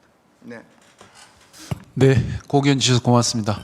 이제 마무리를 하겠습니다. 두 분 발제하신 분들 뭐 가능하면 1분씩 먼저 정 이사님 하시고 이기훈 센터에 마무리하고 마무리 마치도록 하겠습니다. 네. 네, 제 발제 부분에 관련해서 이야기 좀 더 보충하고 이야기 마무리하겠습니다. 인식조사와 실태조사 사실 결과가 200페이지에 달하는 형태로 돼 있어요. 근데 오늘 이야기 드린 것은 정말 기본적인 항목에 대한 것들로 해서 10페이지 정도로 해서 압축해서 좀 이야기 드렸는데, 사실은 그 항목이라든가 그런 분석 방법을 달리해가지고 여러 가지 수치들이 나와 있거든요. 한번 실제 각 영역에 계시는 우리 분들께서 한번 다시 한번 보셔가지고, 오늘 사실은 되게 한계가 있는 3가지 시사점만 드리긴 했는데, 좀 더 실제 나의 조직이라든가 내 영역에서 실제적인 문제점을 다시 도출하고 해결점을 찾는 것들, 사실 시민사회 단체들이 겪는 어려움 자체가 사실은 겪는 것도 있긴 하지만 결국에는 풀어야 할 주체도 시민사회 주체라는 생각이 좀 들긴 하거든요. 그 속에서 다양한 시사점을 다시 뽑아내고, 그러한 것들이 시민사회 조직 내에서, 생태계 내에서, 그다음에 센터와 함께 좀 다시 공론화시킬 수 있는 과제들이 다시 추려지는 오늘 계기가 됐으면 좋겠다는 생각 하나 하고요. 두 번째로는 제가 이 정책자분들 활동하면서 대부분 좀 이상하게 초급 활동가 분들하고 좀 접촉면이 넓었었습니다. 그분들이 이야기했던 게 사실 내부의 변화, 외부의 변화, 그 다음에 내부의 역량 강화, 어떤 그런 것들 이야기하면서 패러다임 변화를 이야기를 되게 많이 해주셨거든요. 사실 이제 그분들이 겪는 어려움은 이제 외부에서 겪는 외부의 변화 때문에 겪는 어려움도 물론 있었지만, 내부에서 생기는 변화 내지는 약간 이렇게 고여 있는 어떤 그런 형태 때문에 겪는 어려움도 되게 이야기를 많이 해주셨어요. 사실 이제 미묘한 흐름이긴 합니다만 사실 세대 간에 따르는 형태를 가지고 설문지 분석들이 되게 좀 미묘한 좀 변화 지점들이 좀 있었거든요. 뭐 꼭 젊은 세대라든가 아니면 20, 30대, 30, 40대를 중심으로 가는 게 시민사회는 아니겠지만 그럼에도 불구하고 그분들이 어떤 이슈를 던지고 내지는 어떤 의제를 설정하는 부분들 또 해결하는 부분들이 하나의 어떤 주류 형태가 될 수도 있기 때문에 그런 것들 좀 어떻게 바라볼 건지도 새롭게 한번 조명하는 계기가 되었으면 좋겠습니다. 이상 마치겠습니다. 예, 고맙습니다. 이기원 센터장님 마무리 정리 좀 해주시겠습니까? 저는 좀 길게 이야기하겠습니다. 오늘 그 참석해 주신 분들 여러 가지 조언해 주신 것, 저희가 향후 사업과 조직 운영 과정에 적극 좀 반영을 하겠다는 말씀드리고요. 33페이지부터 35페이지까지 그 시사점은 일단 시민사회단체를 중심으로 한 좀 시사점이거든요. 그래서 저희 시민사회지원센터가 직접적으로 풀 수 있는 문제가 있고 또 저희 센터의 모 법인인 NGO 시민재단의 역할을 강화시켜서 풀 수 있는 문제가 있고 또 지역의 주요 시민사회단체하고 협력 연대를 통해서 강주시의 정책 반영을 통해서 풀 수 있는 문제가 있는 것 같습니다. 그래서 이런 부분들은 저희들이 잘 정리해서 풀어갈 수 있도록 하고요. 다만 34페이지에 나와 있는 NGO 역량 강화를 통한 전문성 제고 또 시민사회단체의 신뢰도 제고 이 부분은 저희가 올해 처음 좀 변화를 주고 있는데요. 활동가 맞춤형 성장 지원 사업이나 공유 활동가 아카데미 사업을 기존의 방식이 아닌 좀 새로운 방식으로 지금 전면적으로 지금 개편을 하고 있고 올해 시범적으로 좀 진행을 하고 있고 또 내년부터 추진할 좀 공유 활동 캠페인 이 부분에서 좀 반영을 해서 좀 더 그 내실화를 좀 기할 수 있도록 하겠습니다. 그리고 시민의 공유 활동 참여 이 부분 말씀을 해주셨는데요. 저는 그 지속 가능한 시민 사회를 만들어가는 데 있어서 두 축은 시민들의 적극적인 공유 활동 참여 그리고 NGO 역량 강화라고 보는데요. 이제 시민의 공유 활동 참여의 기본 전제는 우리 김재철 박사님께서도 말씀해 주셨던 민주 시민 교육을 좀 전면하는 것인데 문제는 현재 지금 민주 시민 교육은 뭐 문재인 정부 때 법안으로 제출했으나 폐기되었고 최근에 또 한병도 의원이 그 대표 발의를 했더라고요. 근데 이미 강주나 그 각 구는 지금 조례로 제정되어 있습니다. 그리고 이 민주 시민 교육을 추진하기 위한 네트워크도 구성되어 있는데 현재는 좀 중지 상태입니다. 그래서 저희 센터가 이걸 독점하자는 게 아니라 기존의 그 네트워크 부분과 연계해서 저희 센터가 좀 더 이 사업을 체계적이고 지속적으로 할 수 있는 역할을 좀 하자는 거고 그리고 또 하나는 좀 어려운 점은 크게 보면 그 강주시의 강주시의 행정 영역이지만 저희 센터는 자치행정국 그 시민소통과와 네트워크를 주로 하고 있는 반면에 이 민주시민교육의 그 사업의 주체는 민주인권평화국, 민주보훈과입니다. 그래서 이런 부분도 좀 저희들 좀 잘 살펴서 좀 추진할 필요가 있는데 그나마 다행인 점은 민주인권평화국과 자치행정국이 존경하는 우리 안평환 행정자치위원장님 소관 상임이라는 점에 한편으로 좀 기대를 좀 걸고 있습니다. 그래서 저희가 민주시민교육이 필요에 의해서 추진한다 하더라도 이게 행정과 그 의회와의 여러 가지 관계를 종합적으로 검토하지 않으면 자칫 좀 공연불에 그칠 가능성이 있기 때문에 말씀하신 부분들은 행정과 우리 그 안평환 상임위원장님과 잘 그 협력을 해서 실질적으로 이 부분은 저희 센터가 역할을 할 수 있도록 좀 노력하겠고요. 그리고 지금 시민 공연활동 참여 또 뭐 시민들의 다양한 그 민주적 의식 함양 또 이러한 활동들을 지원하기 위한 중간 조직들이 곳곳에서 활동하고 있습니다. 예를 들어서 도시재생 공동체센터나 또 자원봉사센터, 사회적 경제지원센터 각 구의 중간 조직이 있습니다. 우리가 흔히 이야기하는 시민이라는 추상적 범주보다 방금 제가 말씀드렸던 곳은 각 분야와 여기서 구체적으로 지금 접근해서 활동하고 있거든요. 근데 저희가 이걸 전부 독점을 해서 하겠다라고 하는 것은 적절치 않은 것 같아요. 그렇기 때문에 실질적으로 저희는 선택과 집중을 하겠다는 거고 이 선택과 집중의 키워드를 우선은 민주시민교육으로 지금 포인트를 잡고 있고 그리고 각 중간 지원 조직과 네트워크를 통해서 좀 협력을 통해서 좀 풀어가려고 생각하고 있습니다. 그 시민사회 조직 역량 강화 관련해서는 우리 김병환 교수님이나 우리 두 분 토론자께서 말씀해 주신 걸 저희들이 좀 적극 반영하도록 하고요. 그 민간 협치가 활성화되는 데 있어서 그 센터의 역할은 이것도 좀 행정과 같이 논의를 해봐야겠지만 저는 민간 협치의 운영 취지와 작동 원리가 제대로 구현되기 위해서는 결국은 이걸 활성화시키는 지원 시스템도 저는 민간이 같이 함께 해야 된다는 게 아직은 저희 생각입니다. 그래서 이 부분은 좀 더 전문가님들과 행정과 의논해서 좀 풀어갈 수 있도록 하겠습니다. 한 말씀만 제가 더 드리면 죄송한데 저도 밖에 있으면서 그동안에 이제 인조지원센터에 대해서 좀 더 비판적 시각으로 많이 바라봤던 사람 중에 하나이고 공사석에서 문제점 위주로 그 말씀을 드렸는데 안에 들어와서 보니까 드러나지는 않지만 지난 15년간 참 열심히 일을 했다라는 좀 생각이 들어서 한편으로는 미안하고 또 한편으로는 좀 고맙다는 생각도 좀 들었습니다. 최근에 제가 저희와 비슷한 중간조직 전국 네트워크 회의를 갔더니 참 광주는 행복하다는 생각이 들었던 게 다른 지역은 지방정부 수장이 바뀌면서 또 시장이 바뀌면서 지금 초토화 일보 직전인 지역이 굉장히 많습니다. 근데 그럼에도 불구하고 광주는 끊임없이 이 중간조직 특히 광주 시민사회단체 필요성을 공감하고 또 함께 협력하려고 하는 최소한의 가이드라인이 있다라는 측면에서 고마움을 느끼고 이 점에서 좀 더 저희 그 센터 활동가님들과 함께 책임감과 소명의식을 갖고 시민 그리고 우리 시민사회 단체 활동가님들의 기대에 부응하기 위해서 좀 더 저희가 노력하도록 하겠습니다. 고맙습니다. 네, 감사합니다.